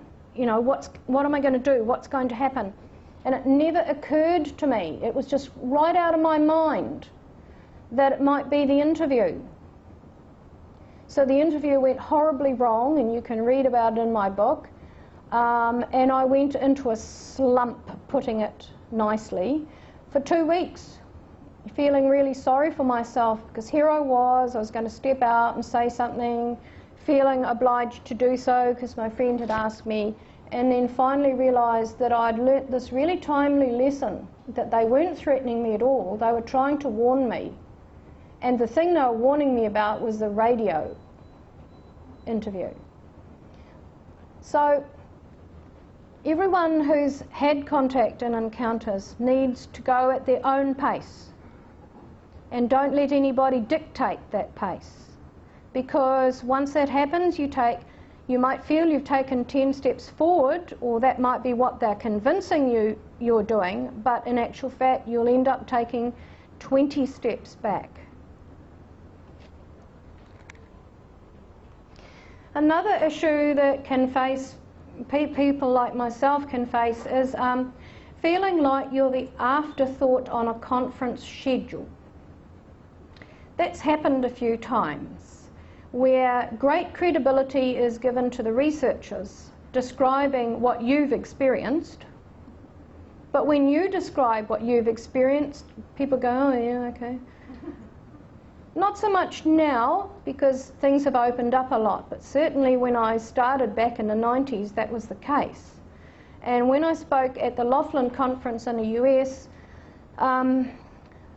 us experiencers from a variety of countries got together over a cup of coffee and decided that we were like an afterthought, and that it was like the curiosity factor, always positioned at the end of the day when everyone's tired and is wanting to walk out and go and get dinner early, and feeling like you're not quite relevant. But that is really changing now, because the Greys have told me that over the next 10 to 15 years, but I'm picking the peak around about 5 years, is that experiencers or people who've had encounters are going to come forward en masse. They're going to start remembering things, and we're going to move on to why in a minute. But Sherry Wilde gave me permission to use this quote in my book. The alien abduction topic is one filled with lots of speculation and conjecture by the UFO investigators. Most of the analysis is being done by those who have never even had a contact experience themselves and can only form opinions based on what they hear and observe from the actual participant. Now, nobody can deny that researchers have played a great part since back in the 70s, when your own member Brian Dickerson was involved in interviewing and doing regressions with the very first abductees in New Zealand who were coming forward. And researchers have played the role of bringing unique and unusual and challenging and unfathomable material to the public. So for a long time they've been a bridge between the experiencer and their experiences and the public. Because sometimes it's easier to hear these unfathomable things from a go-between than from the person themselves. Certainly that was the case back in the 90s anyway. But I do feel that as more experiencers come forward with their experiences and start remembering a great deal and talking to each other, their role is going to change, and researchers' roles in turn must also change. So we're going to see some evolution in the UFO, in the contact field. We're going to see some movement, some changes that's going to take us forward to the next phase. So let's have a look at telepathy a little bit more in depth. Better watch the time. When you're on a craft, you often experience telepathy involving all of your senses, and sometimes involving senses that you didn't even know you had. And sometimes these senses cross over. So you might smell an image. You might feel a picture. You might hear an object. Because everything on the craft operates differently. It's all consciousness related, telepathic related, organic related. It's like you become part of it and it's part of you, once you log into it, so to speak. And I often think that a lot of people who've had negative recall, and this is not to downplay what some people have experienced, I acknowledge that there are a lot of people who've had negative experiences with ETs, and it's been traumatic and it's been an awful thing to go through, and I went through a period like that myself where I didn't know what was going on for about 10 years. I was a frightened rabbit. But I also think that sometimes this mode of communication and the way consciousness operates everything can be quite challenging. And if you're in an altered state, and if you're fearful because you can see what's going on around you and it's strange and it's frightening, you may not be registering some of the emanations that come from these entities. You may not register the telepathy. People say, oh, they're emotionless, they don't communicate, you know. I've never personally found that. I've always found great compassion and emotion and humour. I remember once having a joke with a grey that I've kind of grown up with, who I nicknamed RJ, and I had high-heeled boots, leather boots onto the knee, and a long woolen coat because it was winter, and I was actually picked up off an intersection with the whole car and the other two people who were in it. And he had previously only seen me in my night attire. And in my high-heel boots, I was much taller than a short grey, and so we had this repartee about how he was teasing me about my leather boots and my clothes, and I was teasing him because I could now see the top of his head and the big split down the middle and the big bulbs. And so there was this repartee going on between us. So there's a lot of humour takes place on the craft. So we use our senses differently. Sometimes we're not even aware of the physical senses, the 5 physical senses we rely on every day. We are simply in this tunnel of thought. Now, previously when I showed this to the last 3 groups I've spoken to in Australia, I had 4 on each page, but in talking to Brian yesterday, he reminded me that I needed to add another 2 that I'd completely forgotten about, so I've put them in for your group. There are different kinds and modes of telepathy used on craft that I have experienced with the greys and other species, so I'm just going to outline these quickly for you because it's quite interesting.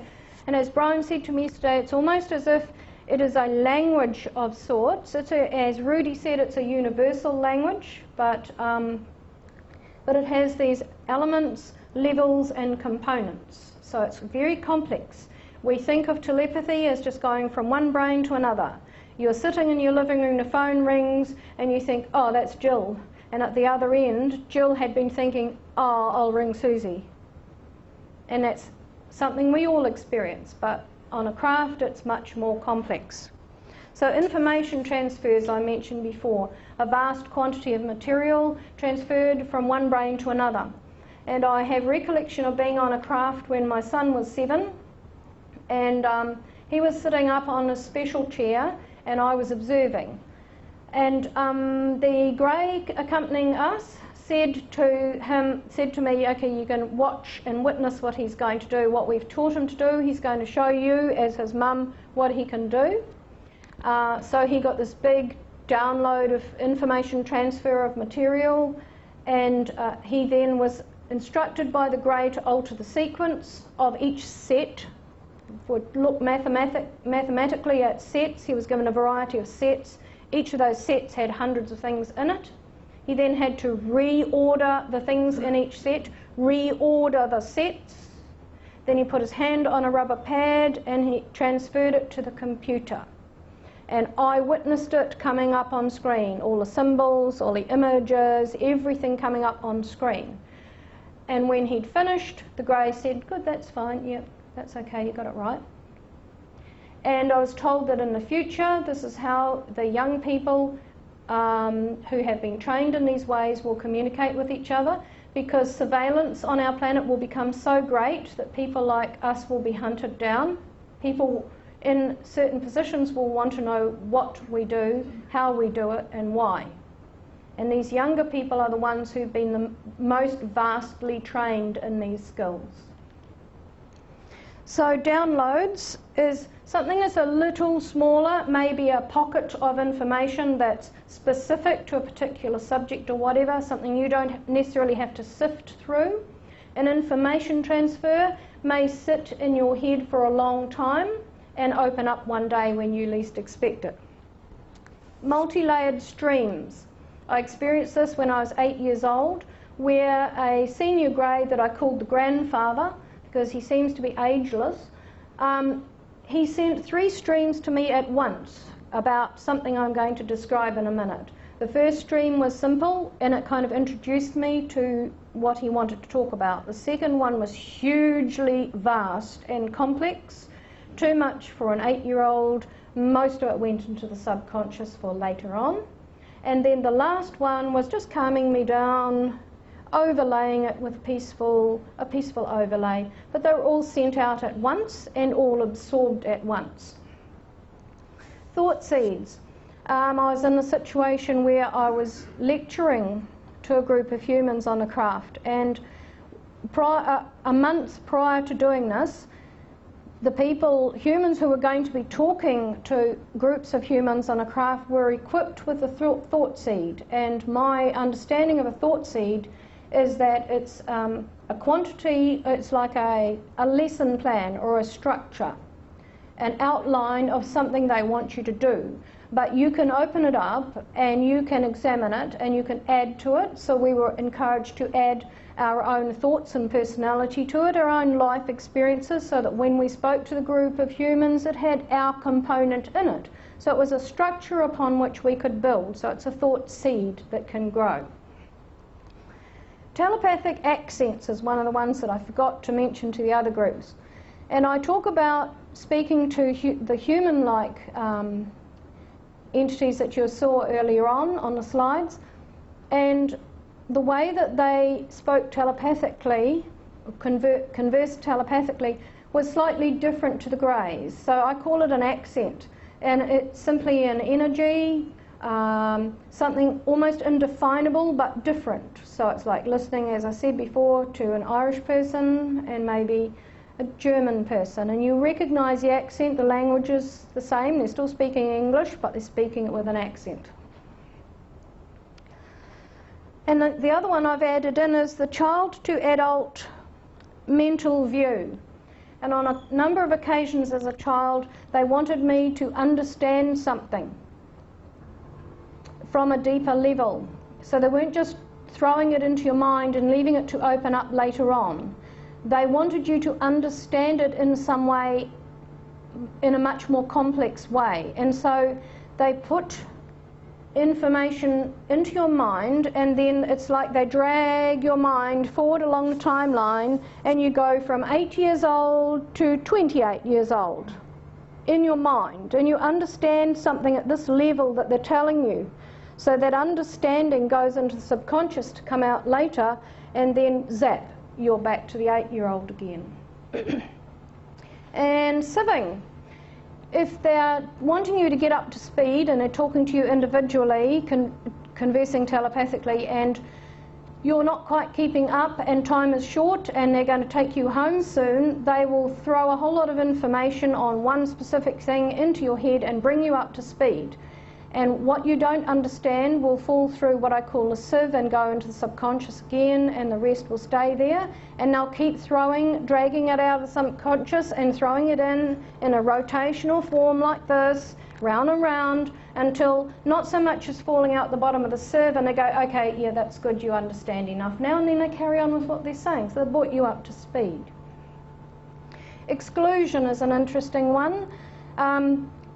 They could be talking to this group and they could decide that that half doesn't need to hear the next piece. So somehow or other they can exclude all your mind beams or whatever it is. They just exclude you, and this half will hear the message, that one won't. And if you go back to the test situation I described before, that entity with the strange eyes that walked out behind me, when I was trying to converse with him, he just held me at bay, and it was like my mind was going round and round in a woozy state, and I couldn't get the thoughts out because he was just holding me in a holding pattern, as my ATC friend says, hold the plane in a holding pattern round and round the airport until they're ready for it to land. So keep you in a holding pattern, release you when they're ready. Moving on to the soul. C.S. Lewis said, you don't have a soul, you are a soul. You have a body. Now we're getting down to really what the essence of my book is about, and that is the dual soul connection. What is the dual soul? And how do we get here? How is our soul formed? So just briefly running through, bit of a pale picture that. I had memory some years ago of what I believed was like a soul memory of before I came into this life. And I remembered being in the form of a ball of light, and I knew I was purple. And I was with a ball of light that was blue. I could see it was blue, I could see everything around me, but I didn't have eyes. So we're talking about consciousness acting here. And I was in front of this, what you might call a council. You hear people talk about the council of this and the council of that, and it starts to sound a bit trite after a while, but really that is what it was. It was like this spiritual council, which in my book I call the UGB, the universal governing body of this planet. And I had been drawn from out of what I call a great field of consciousness as a tiny spark. And it was like I felt I'm lying there slumbering in this field of consciousness, resting, peaceful, and suddenly, ooh, electric tingle, something coming towards me, two things coming towards me. I reach my mind, if you like to call it consciousness, into them. Oh, it's two lives. It's time to wake up. I've got something to do. There's two choices here. One is a sponge-like thing on a planet that's intelligent. No, I don't like the sound of that. One is this life and I'm a person. Oh, it looks quite interesting. It looks quite hard. I think I'll choose that one. Zap. I'm in front of this. And I'm with a blue ball. My consciousness has changed. I've taken on some density. I've dragged with me everything from every life I've lived that I thought I might need for this life. And then I've wrenched out some other things, some other bits and pieces of wisdom from the field of consciousness. And I've taken it with me, and I've formed a ball of matter, and I'm now in front of this council. And they're talking about whether they think I can do this work. So who says free will? It was a mutual discussion, a mutual decision. Not me saying I'm going to do this. Them saying, are you willing? Yes, I'm willing. Okay, let's examine what you brought with you, whether we think you can do it. Okay, yes, you can do it. And the blue ball of light seemed much wiser than me and was speaking often on my behalf. And as soon as I had made the decision that yes, I would accept this life, and they said, yeah, all right, we'll give you a go, I was then instructed that I had to go to an interim step that not all people have when coming into this planet, but there are many who do. And this interim step took me, just in a split second, into a grey craft, into a corridor, and then into a room with the blue ball of light. And I'm looking around with my consciousness, and I'm really realising, oh, this is familiar, I think I've done this before. Actually, I think I've been one of them before. I think I've been a grey before. And it's all very familiar. And I'm told, yes, we're utilising you again because you've had this experience. But this time you're going into life and you are going to take your soul spark with you, but we're going to meld something onto it. So here's this dual soul thing, what I call a dual soul identity. So I start to feel like I'm developing a persona. I'm a blue ball, I'm a ball of light, but I feel like I'm developing a personality, shall we say, by learning about the life. They're describing what my life is going to be like, what the life of the blue ball is going to be like, how we're going to interact, what we need to do. And both of us would need this extra identity, if you want to put it that way, this extra intelligence, which was the grey intelligence attached, melded to the soul, so that at times we could access it if we needed to, because there was a task we had to do, both of us. I would be basically mentoring this blue ball, even though it felt to me to be far wiser than me, but it would have the greater job to do. If I didn't achieve my job, that blue ball would not finish their job.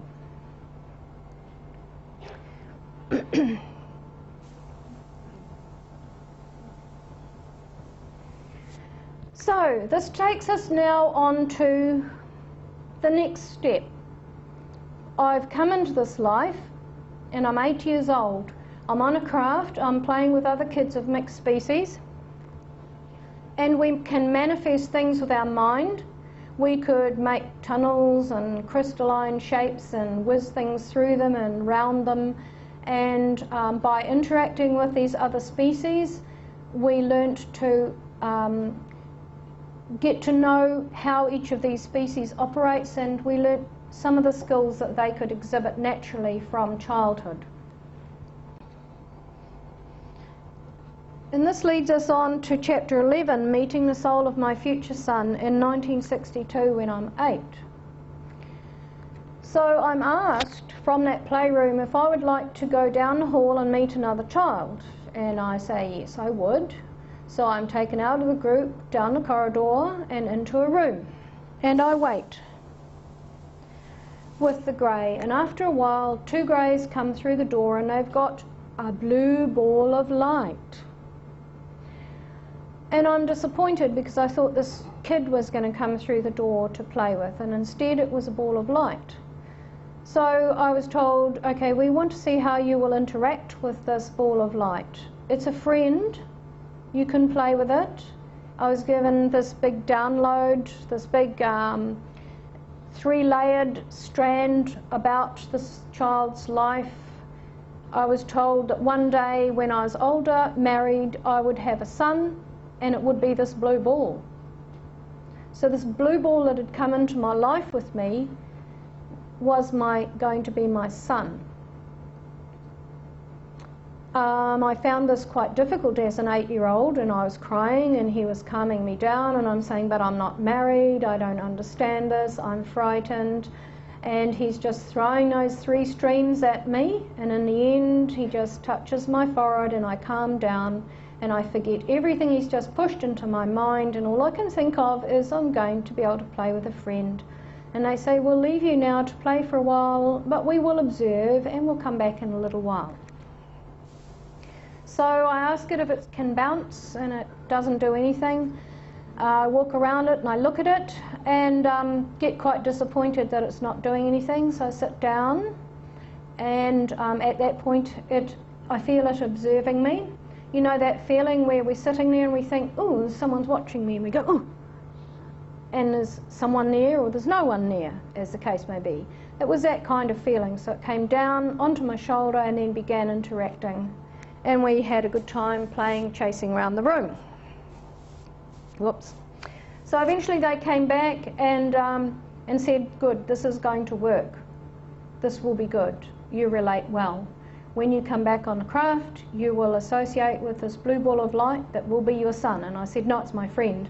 And they said, no, we will keep saying to you, it is your son. And you will play with it, and you will get to know it. So I'm taken back to the playroom, and as I go back, I say, can I tell the other kids? And I'm told, no, this is just for you. And at that moment, as I step into the playroom, all memory of what has just taken place is gone, and I'm just back playing with the other kids. And this leads us now on to chapter 20, merging or soul insertion. 1983, I'm now 28 and I'm having my first child. I've been very sick with toxemia. They think the placenta is failing. I'm wondering what is going to happen to the baby. And just sometime prior to the birth, I'm taken on board craft. I'm helped down a corridor by these beautiful tall ant-like entities with big black eyes, very compassionate. They help me up onto a bed. And in through the door comes the blue ball of light and a lot of small alien children of different species. And I'm told we're going to allow that blue ball now, the soul of your son, is going to now enter your body and enter the unborn baby for the first time.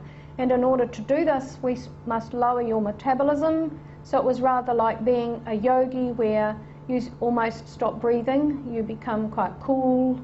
I couldn't think straight, I couldn't move, felt quite paralysed, and the blue ball entered the body. And at that point they then allowed the metabolism to come back up. I felt warmer, and I felt as if I was filled with light, and I felt euphoric. After a while that settled down, and I was told that all of those small children there would be a part of his upbringing. He would relate to them on board craft, and they would play a major part of his life too. So that's a brief outline to you of what this dual soul is. It's a combination of a soul that has decided to enter into a human body, and it has this other identity kind of melded to it that enables it to access the grey mind or the grey intelligence at times, at specific times.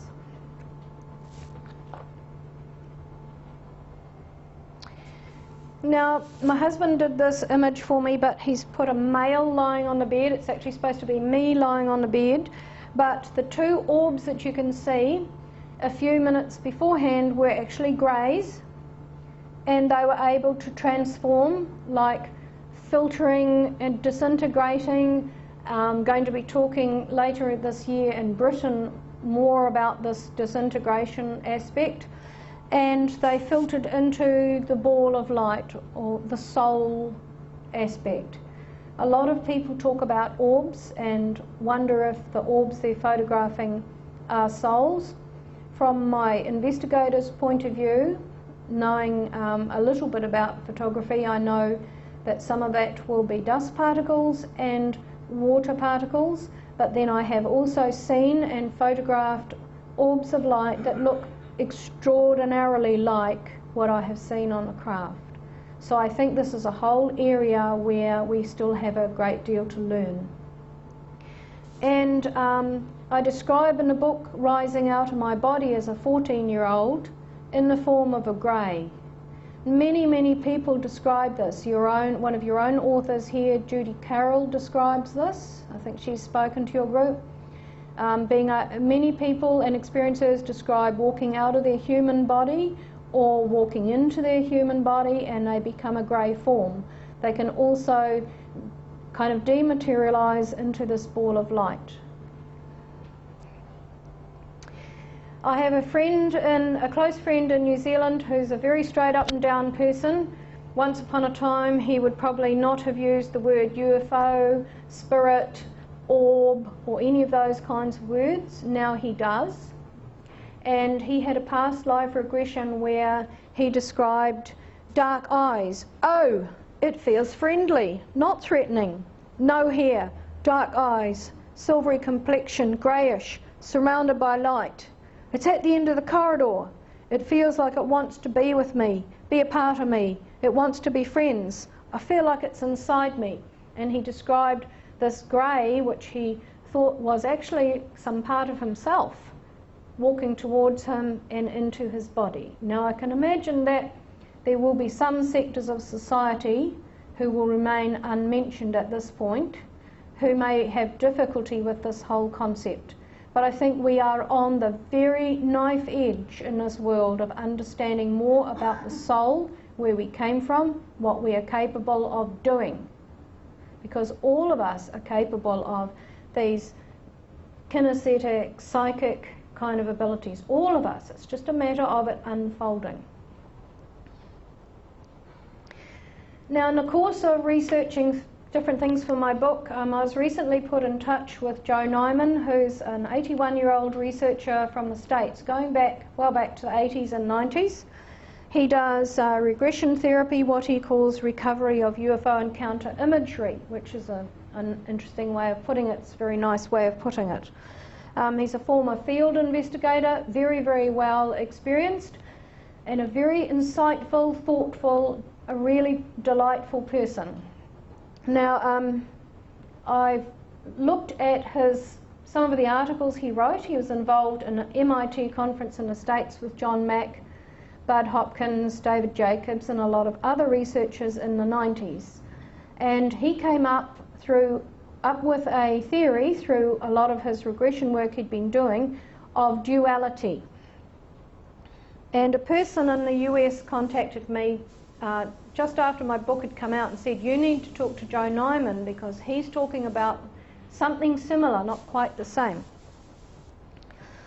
And in an article Joe wrote called Dual Reference in a UFO Encounter, he said, in this paper I report the discovery of an even more profound set of images that causes the abductee to completely reorient their perspectives of the nature of these experiences. I call these perspective-altering images dual reference, the experiencing of oneself as both human and alien at the same time. And so many experiencers and abductees talk about this. And once they realise that there's this duality cooperation thing going on, then they have this mind-altering, perspective-altering epiphany where any fear they were feeling drops away and they realise they're part of something.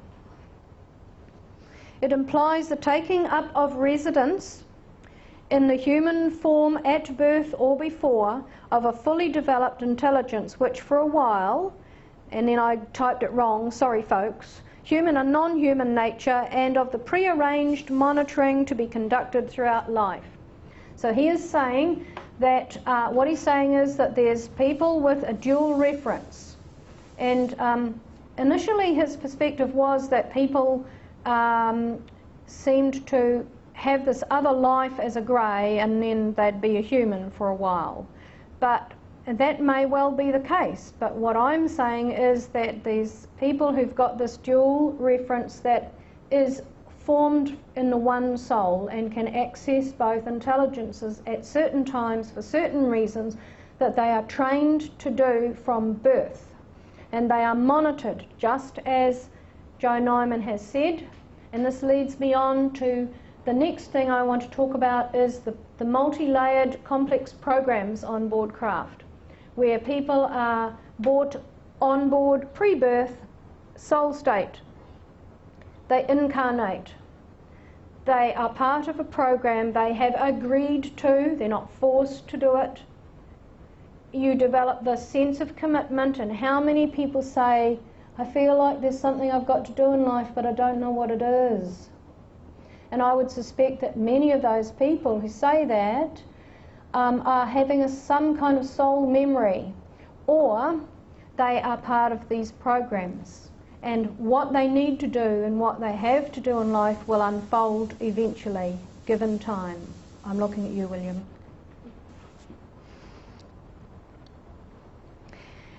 And in response to Joe Nyman, who was ripped up back in the 90s for having even dared to suggest this duality, that we might have some other ET intelligence that we can tap into, or that might be part of some of us,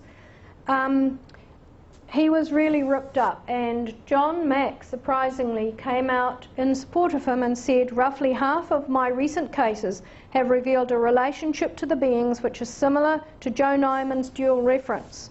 The dual identity appears to be a fundamental dimension of the consciousness expansion or opening that is an intrinsic aspect of the abduction phenomenon itself. Take the word abduction out, put contact in, that's just a word that they used at that time. Now moving on to what I call the three waves and the volunteer souls to planet Earth, forming a new Earth. Some of you might recognise those words. Dolores Cannon put a book out by that same name. I recently received an email saying you copied Dolores Cannon's work. So this is just a little bit of housekeeping I'm doing here. This is a screenshot from my speech video given in Sydney in 2007, June, where I put up charts about the three waves, volunteers, etc., a lot of detail about it, talked about it in my speech. In November of that year, Dolores Cannon visited Australia, and in 2010 she put a book out. Now, I consider that corroborative evidence, the same information coming from another source, but I'm just putting it here so that you know that I actually put it out 3 years earlier, so I am not plagiarizing anyone's material. So what are the three waves? This is going to be a very brief description. So this is this positive agenda that is implemented through these programs, these multi-layered programs where thousands of humans, millions of humans taken on board throughout their life, educated in certain ways. And millions have been educated because it's like anything really. You might have a group of people who say, yes, I'll turn up and help get the supper at the meeting. And the 6 of them have volunteered, but 2 of them turn up on the night. And it's the same thing here. You educate a whole mass of humanity in the hope that some of them will complete the task. Some may not. Some may never remember things or not have the interest when they do. So it's like hedging your bets. So the first wave I have divided into the innovators and the enlighteners. The innovators incarnated just before the turn of the 20th century, so we're going back quite a long way. And many of these were inventors coming into the Industrial Revolution, bringing mankind up in their technology and their understanding of industry and what we can achieve in that respect. But the enlighteners came along much later, even though they're part of the same group, but they're serving a similar purpose. And the enlighteners really are what people might refer to as the Star Kids, although it's not really a terminology I like because it's become diluted is probably the best way of describing it. It's almost like anyone can be a Star Kid. But specific souls incarnated in order to exhibit quite phenomenal natural psychic experiences, kinesthetic abilities, in order to open up people's minds to these things and show us our potential, show us what we can do and will do one day. The second wave is the one I belong to, and you'll find that most second wave people are roughly from their late 40s through to 100. So the older age group. Many of these people suffered very badly with the media when people first began talking about abductional contact experiences. So you've got 2 groups. You've got the pioneers who started talking about things very early and got rubbished, but were very strong and very powerful. And I'm thinking here, some of you may know Bev Parsons. Anyone know Bev Parsons? No? Okay, Wendy does. Bev is a Kiwi who lived in Brisbane and has been to conferences here in Sydney. And she was she was in fact the first person to come out in New Zealand and say, I've seen these little entities with big black eyes, and they took me on a craft. That was quite an extraordinary thing for her to have done in 1978. We've got her on video in our archive. She's had a lot of experiences since then, and so she was a pioneer. And there were others like her worldwide who got ripped up by the media, but they said what they had experienced.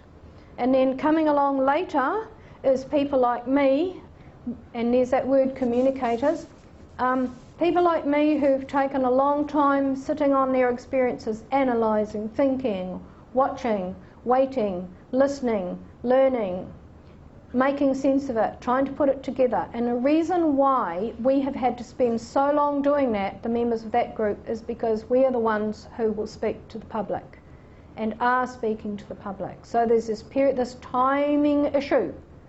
Don't do it too soon, you'll burn out. Do it when you feel the time is right.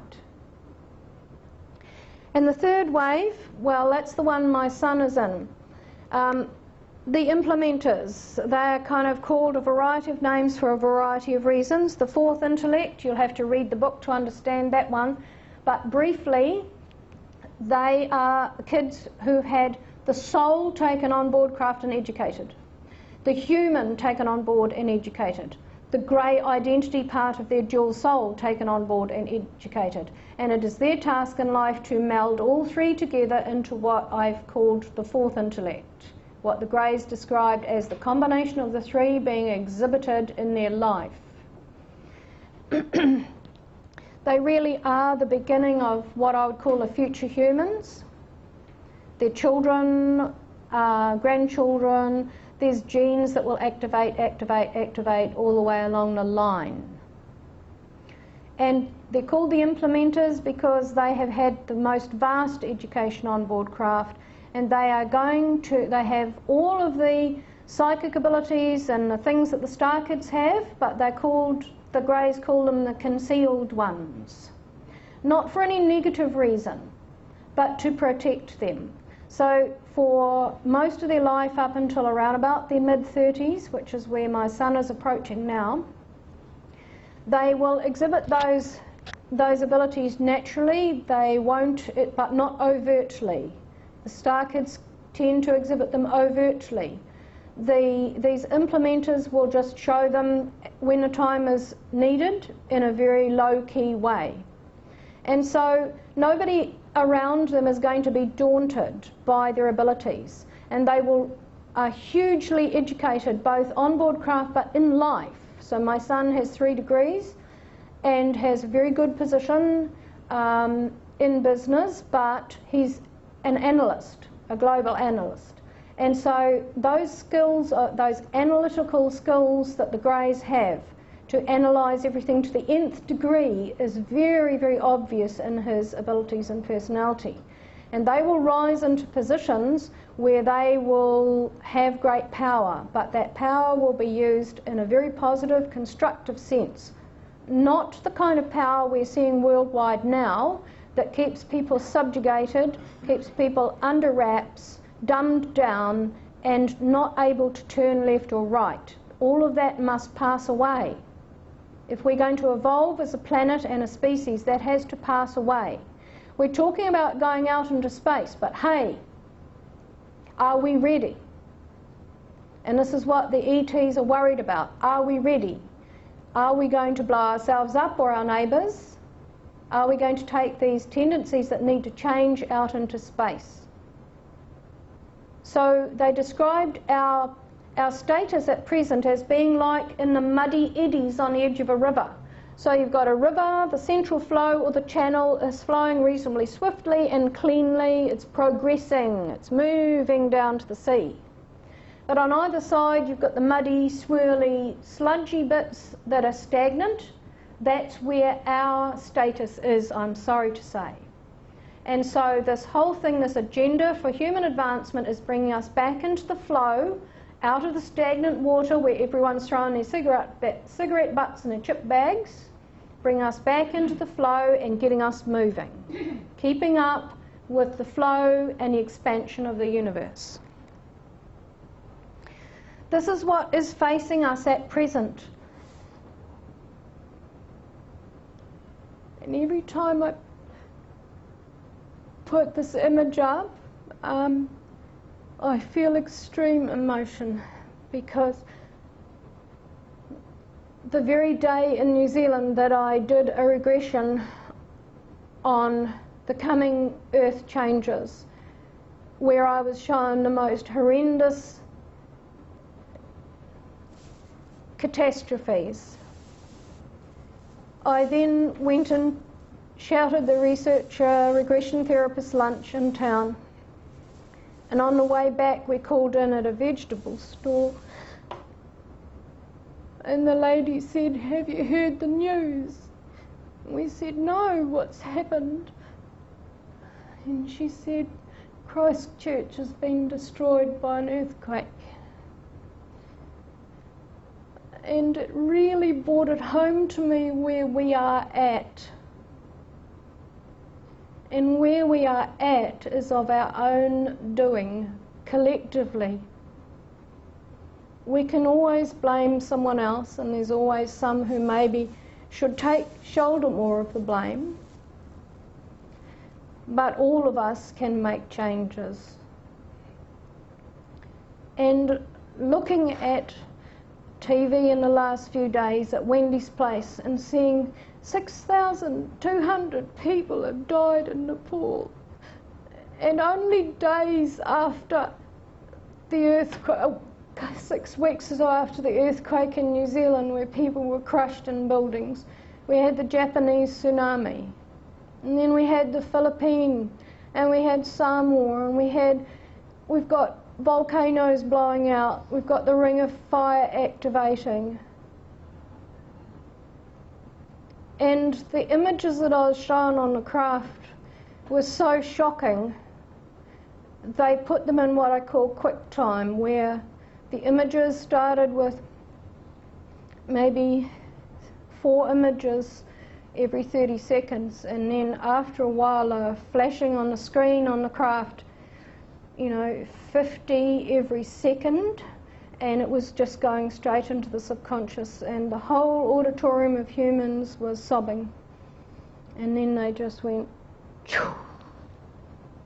and laid a telepathic blanket of calm over us that enabled us to calm our emotions, but to keep understanding at a very strict level. And I think we need to look at every aspect individually of our lives. We can't individually solve the planet's problems, but we can find ways in our own home and in our own lives where we can make a difference. Because I think that's pretty horrific. And it's happening now, and it's happening not necessarily more often, but it's happening at a greater severity. And on one occasion I was taken on the craft, and we were told to lecture to humans who were being brought on the craft, and they were members of communities from all walks of life who were being prepared to take charge when these things happen in any community. And if you look on TV, you see people sitting there, they're so stunned and shocked by what's happened around them. Not everyone is able to get up and find some clothing or find something in the rubble to make a hut to shelter their family for the night. They just sit there, many of them. And I saw this wonderful child in Nepal this morning. He was 9 years old. And he was going around finding food, putting it in a pile and giving it to people. And he was 9. So I think of people like Flora running a survival group, great. I think of people in New Zealand who are living on a moving, volatile, volcanic islands, just like they are in Chile. And everyone is supposed to have a survival kit, but if you ask your neighbours, have you got one, most of them say, oh no, I haven't got one yet. Yeah, I'll get one day. And so my end message is, start preparing. You know Tracy Taylor? She's quite well known. Had dinner with Tracy one night at Mary Rodwell's place, and we both looked at each other, and at the same time we both said, time to prepare, just like a mirror reflection of each other. It's time to prepare now.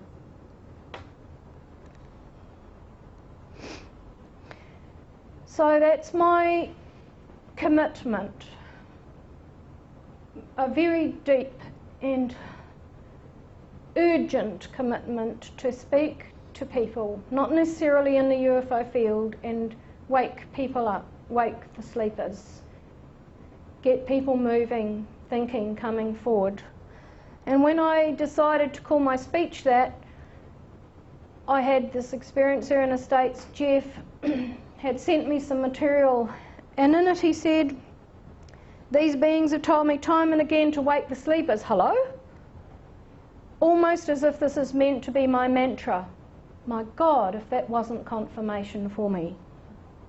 And then Joe Nyman sent me an email. I feel things are changing.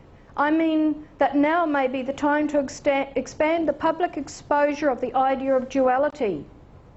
In other words, it may be time for all the latent and slumbering experiencers to be shocked and or woken up.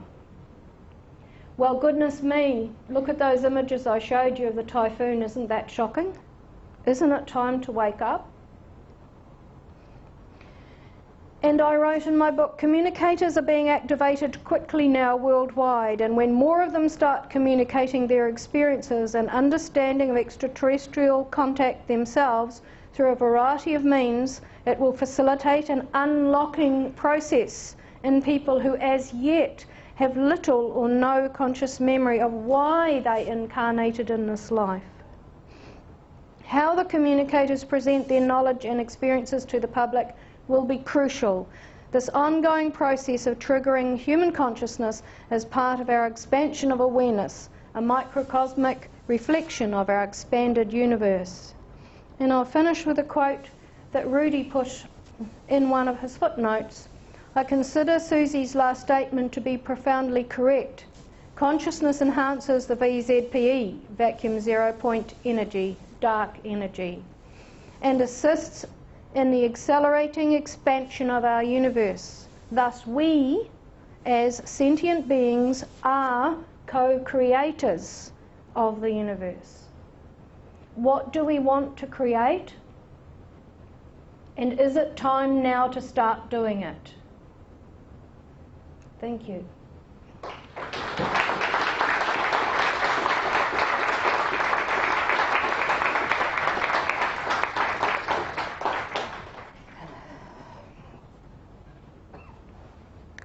Wow, how did that sound?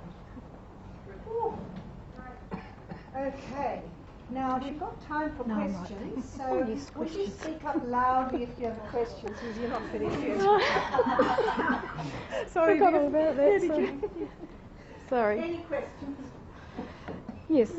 You used the term hunted down. Okay. I used the term hunted down. Yes, I was shown a shocking image, a futuristic image on board a craft with people. They were talking about the coming, disclosure and unfolding, and there will be a time of examination on our planet where things become so obvious. There's so many sightings and people coming forward. There's more and more scientists being drawn into this arena. And there's a time when it will be examined. And when we examine something, they talked about the way humans examine things that may be threatening to every strata of civilization. So our religion, our church, you know, our ethnic beliefs, our cultural beliefs, the way we operate, everything would have to change if we were to acknowledge that there's other beings out there. And once we started making contact, greater contact with them, our medical systems would change, our education systems would change. Nothing would be the same ever again. How would mankind cope with that? And part of this unfolding process of examination will inevitably be that people who belong to groups like this might get some abuse, might get some ridicule, and people who claim to know aliens and have been on a craft may be hunted down. In the States, they have a law where you can be taken aside and locked up if you've claimed to have had contact with aliens. And my husband says, you're not going to the States, but you know, I've been there and had some strange things happen, but I wasn't locked up. But you know, when we're threatened by something, we can look into it very aggressively to start with. So that's what I was meaning. You spoke about, we've got a role to play in stopping worldwide catastrophes like volcanoes and what have you. But isn't that a natural event? How can we as communicators point it out? How can we stop something that's naturally occurring? No, I didn't say we could stop it. What I'm saying is that we can stop the slide into this stagnant state of our consciousness and our spirituality. Perhaps I didn't express myself very well at that point. So this muddy, sort of sludgy area that we're sitting in is largely of our own making, in the sense that we've developed some wondrous technology, but much of that technology does not benefit people. Some people in the long run. There are the few who make money out of it, but we have knowledge that isn't being used to actually assist the masses. I personally think we could feed everyone on this planet if we wanted to, but we don't. Do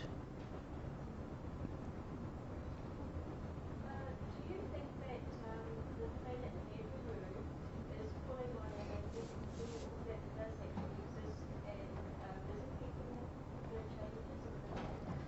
I have no knowledge. I've heard about Nibiru, I've read about it, but I have no foundation of knowledge from the Greys or any species about that, so I'm sorry I can't comment on it. It's not my field. Suzy, what do you know whether you've actually physically touched Ukraine, and if so, they actually report? Yes, I have on many occasions. And I talk in my book about the little suede hand where a child was on a craft and was fascinated by me, and I was told that I was somehow an auntie to her. And their skin feels like, it's like almost like the pile on velvet. You know what I mean by velvet? Fabric that has a pile that stands up.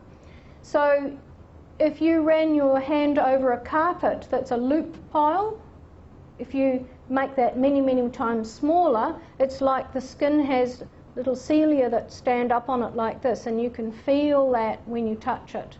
I've seen them absorb food through the skin by placing a filament of material on their skin, and when I was told I could pick it up, but when I did, it just disintegrated in my hand. So the skin has like a slightly clammy feeling about it. How does your son feel about all this? How do you speak to each other about it? Okay, he has lived in the house with me all his life, so he's seen me investigating sightings and all that kind of thing. He's always achieved very highly at school. I have never pushed him in this direction. My belief always was that he must be a kid. So he's had a very normal life, playing sports and all the usual things, but he has exhibited things like telling me he can see spirit people, telling me about auras. I accept that, we talk about it, and then because he's what they call the concealed ones, then he just leaves it. He doesn't talk to his friends about it. He doesn't exhibit it anywhere. It's under wraps, but it's very much a part of him. So Before I put this book out, I had to have his permission. He read the manuscript and said, "That's okay, and anyway, Mum, I've got a different surname to you." And I said, "Well, I don't know that that's going to protect you, but anyway, we'll leave it at that." So he's fine with it, but at present he's busy building his life and his foundation for where he's going, and so he's quite non-committal about it all at the moment. I was just wondering why this approach, I mean, this alien business clandestine approach, getting the message out, why don't they go directly to the government, express the way we're going, use a sledgehammer approach and rather stop these problems right on its head straight away? Why go this method? Well, I think that we're not really that, I mean, we are capable of great creativity and intelligence and compassion on this planet, but there's always the flip side. We're also capable of great violence and harming each other. So I don't know, from my perspective, I don't see it as clandestine. I see it as carefully executed. And they have told me that there are many people in high positions in the world, like governmental or whatever, who are older and have known about all of this for a very long time. But who's the guy with the ponytail? You know, Bob Dean. Bob Dean has always advocated a very slow timeline to disclosure, and that's exactly what I feel, and that's what the Greys advocate, because you would turn the whole planet upside down, and what they are really doing is familiarising the people. It's like me saying before, do we really need the media to do what we need to do? And do we really need necessarily the governments, etc., to bring this to public attention and to help each other? I get the impression that time's of the essence. We haven't time. Yes, time is of the essence, and that's why things are really being escalated, and things are going to really start moving, as I said, in the next 10 to 15 years. And during that time, we may experience a lot of earth changes on the planet, but which will be tragic, and people will lose their lives as they always have done for centuries. But the realisation now, I think, in many people is that this is going somewhere. This is going somewhere. At this point in time, we're all feeling what Joe Nyman referred to as a change. There's a change here. Any more questions? I read some of the book, some part of the book, and you say you have, in the book, you have your son as a baby after the spacecraft with other humans, other babies, and also you went up the walnut spacecraft, and there were hundreds of humans attending a scientific lecture. I want to know, those humans that went out the spacecraft, are they just mainly Caucasian, or are they from other continents like Asians? Or Every nationality. Every nationality. Every nationality, all races. Not Caucasian, everyone. Absolutely everyone. Because I've just heard about experiences mainly from Western countries, but I'm not very sure. Yes, but I think that's very much a cultural thing. You know, some cultures find it difficult to talk about things like this. It may even be quite dangerous in some countries to talk about things like this. But these things will change over time, and as perhaps more people in the Western countries come out, perhaps other countries will as well. I mean, Bill has been to China and studied some of the experiences happening over there. We communicate with a group. We've got a signed agreement with a group in Chile. We look at their sightings and what's happening over there. So yes, I have seen every possible race on board a craft. So there are snippets everywhere, even in all over. Everywhere, absolutely everywhere. You've spoken about the Greys. On a Stephen Greer conference, someone was asked how many groups of aliens have been identified, and they said something like 57 different groups. So there's different types besides the Greys that you've explained. Yes, the mantis and mixtures. But I'm not entirely sure that it's important to count how many we know, because there's lots of them working, there's lots of mixed race species working behind the scenes, and how do we count them? They're kind of a mixed race. And I've seen test tube, big massive test tubes with fetuses on a craft where they're seeding planets throughout other galaxies, and they told me other dimensions as well.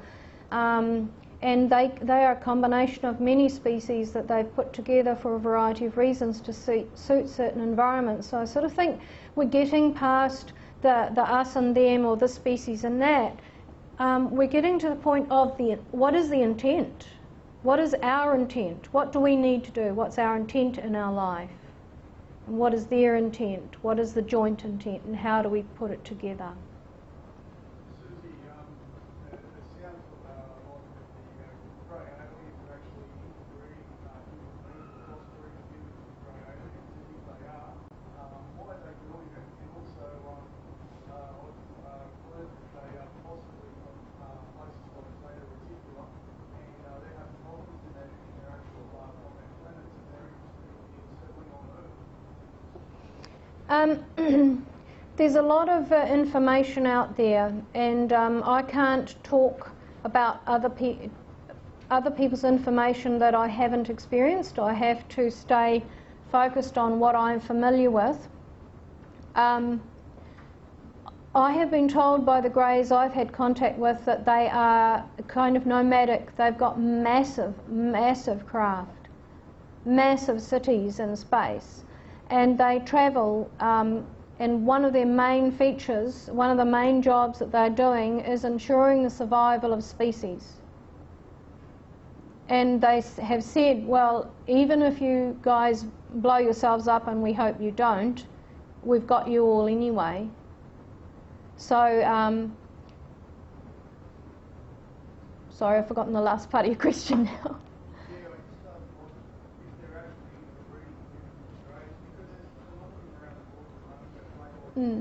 Yep.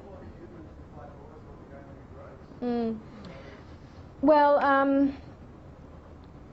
I know that there are hybrids because I've seen them and met them and played with them and worked with them. And I think that where I referred to a bridging script, I also think that there is a bridging species being developed, so that if open contact happens eventually, then it kind of softens the blow, if I can put it that way, because I've experienced seeing myself and my son on a screen interacting, and we had this lecture by the Greys on parenting these kids, and we thought, oh yeah, telling us how to parent kids. But the psychological aspects that they pushed in our faces of how we behave as humans was very interesting. They really studied us. And we saw we saw pictures of ourselves on screen and thought, how the hell did they do that? And then we were told we had this implant in the eye, which was they were able to see what we see, hear what we hear, see how we're interacting with these children.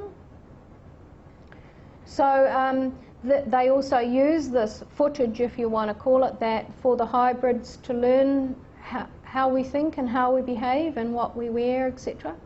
So there's this bridging species, and I was told that the little grey I mentioned called RJ is like a mirror reflection of me from their side. So we grew up together almost like cousins. He felt like a cousin. And whereas I was being trained in interacting with them, he was being trained in interacting with me. That's very interesting. Yes? No, I've never had that sense, because I understand that although it sounds trite, and it is often said by people, I do understand that I chose to do this and I chose to come here, and I've never felt like I'm property. And there's been times when a group of Greys as a child, I was 8 years old, and they first gave me an understanding of the dual soul, and they came into a room and they made this tinkling singing sound from their throats. and this red glow came out of their torso, and I didn't know what they were doing. I was saying, they're singing,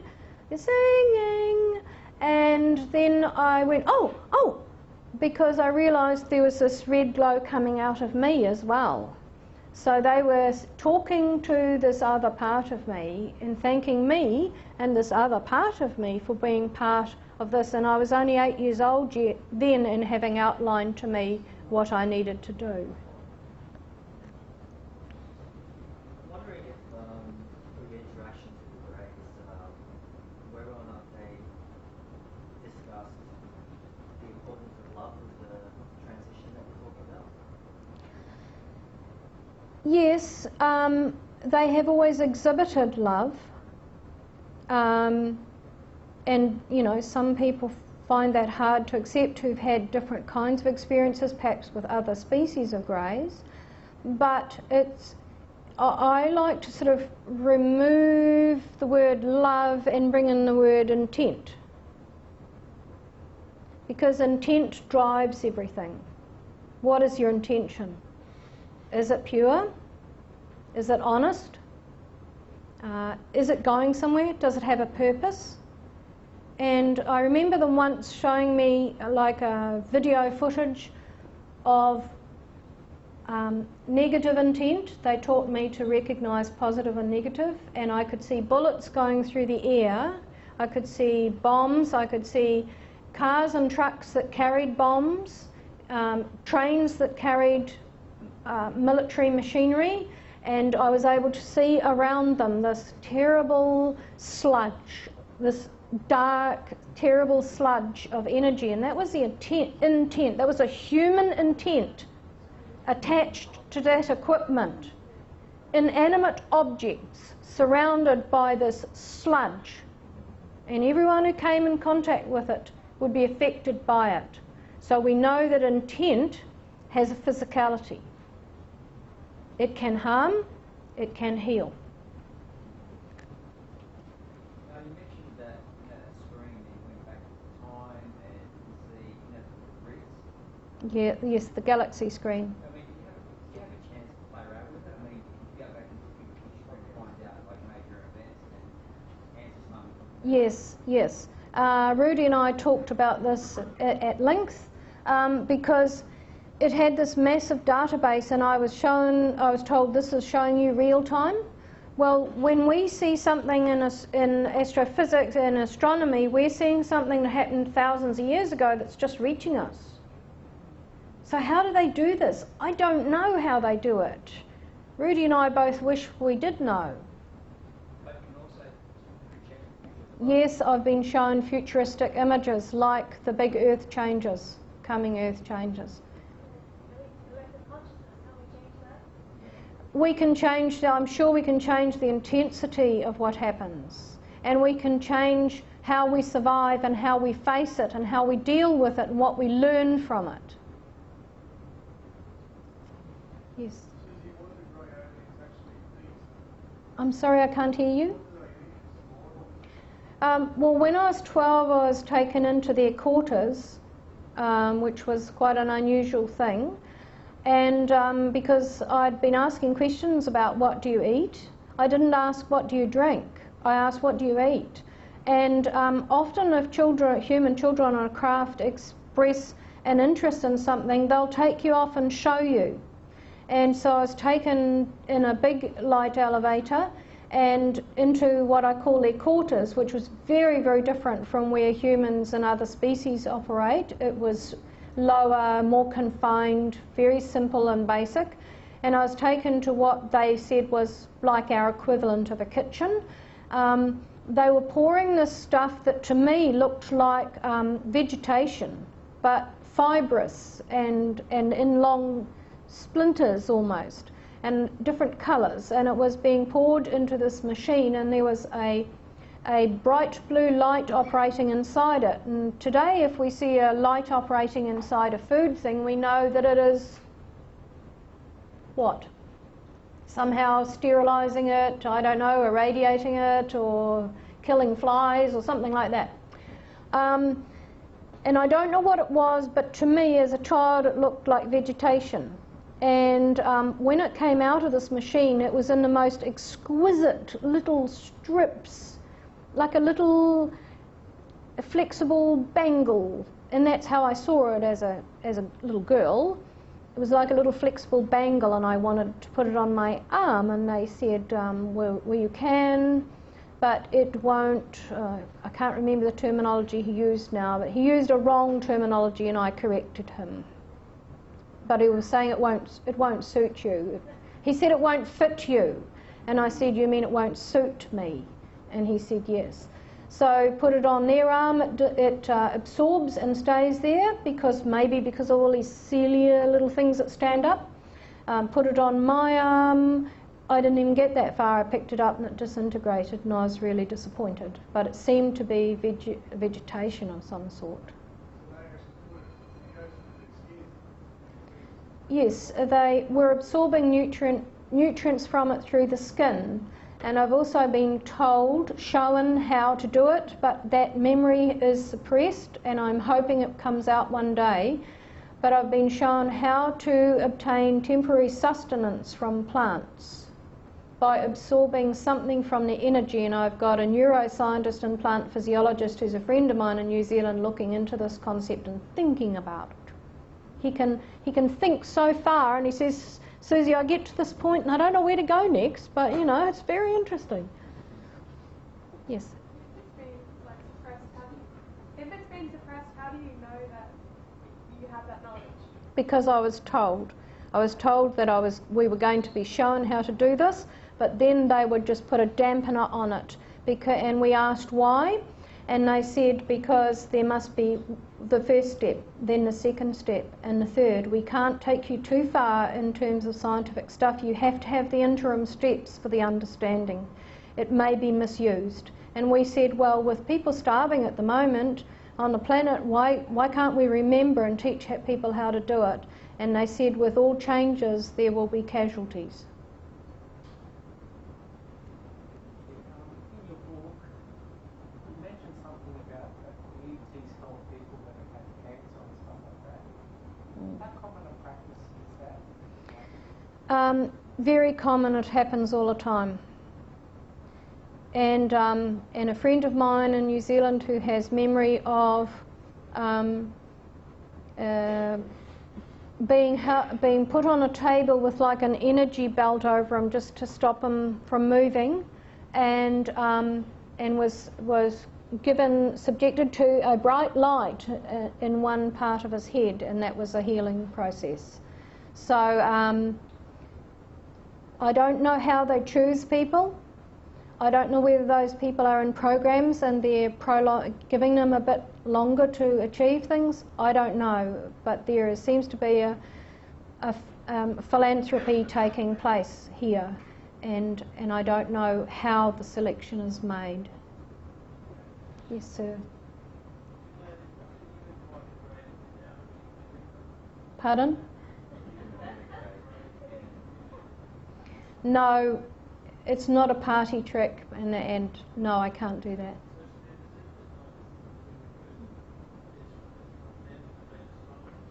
I'm sorry, I can't hear you. It's their decision? No, contact takes place as contact needs to take place. If you're part of an unfolding program and you've got something that you're doing or you've been trained to do, then contact is initiated at various stages for various reasons. You mentioned that the race is nomadic race. Do they have a contact? I have never heard them speak of it, and it's quite possible they've been travelling for a very, very long time. Anyway, last question. Are there any people who consider might be high good alien human who are well known? Who are well known? No, I don't. I tend to recognise people who have the same, what I might call, energy signature as me. I recognise something greyish, And I've had a hybrid come and help me at a particular time, and I talk about that in the book. Anyway, you've been a wonderful audience. Thank you very much.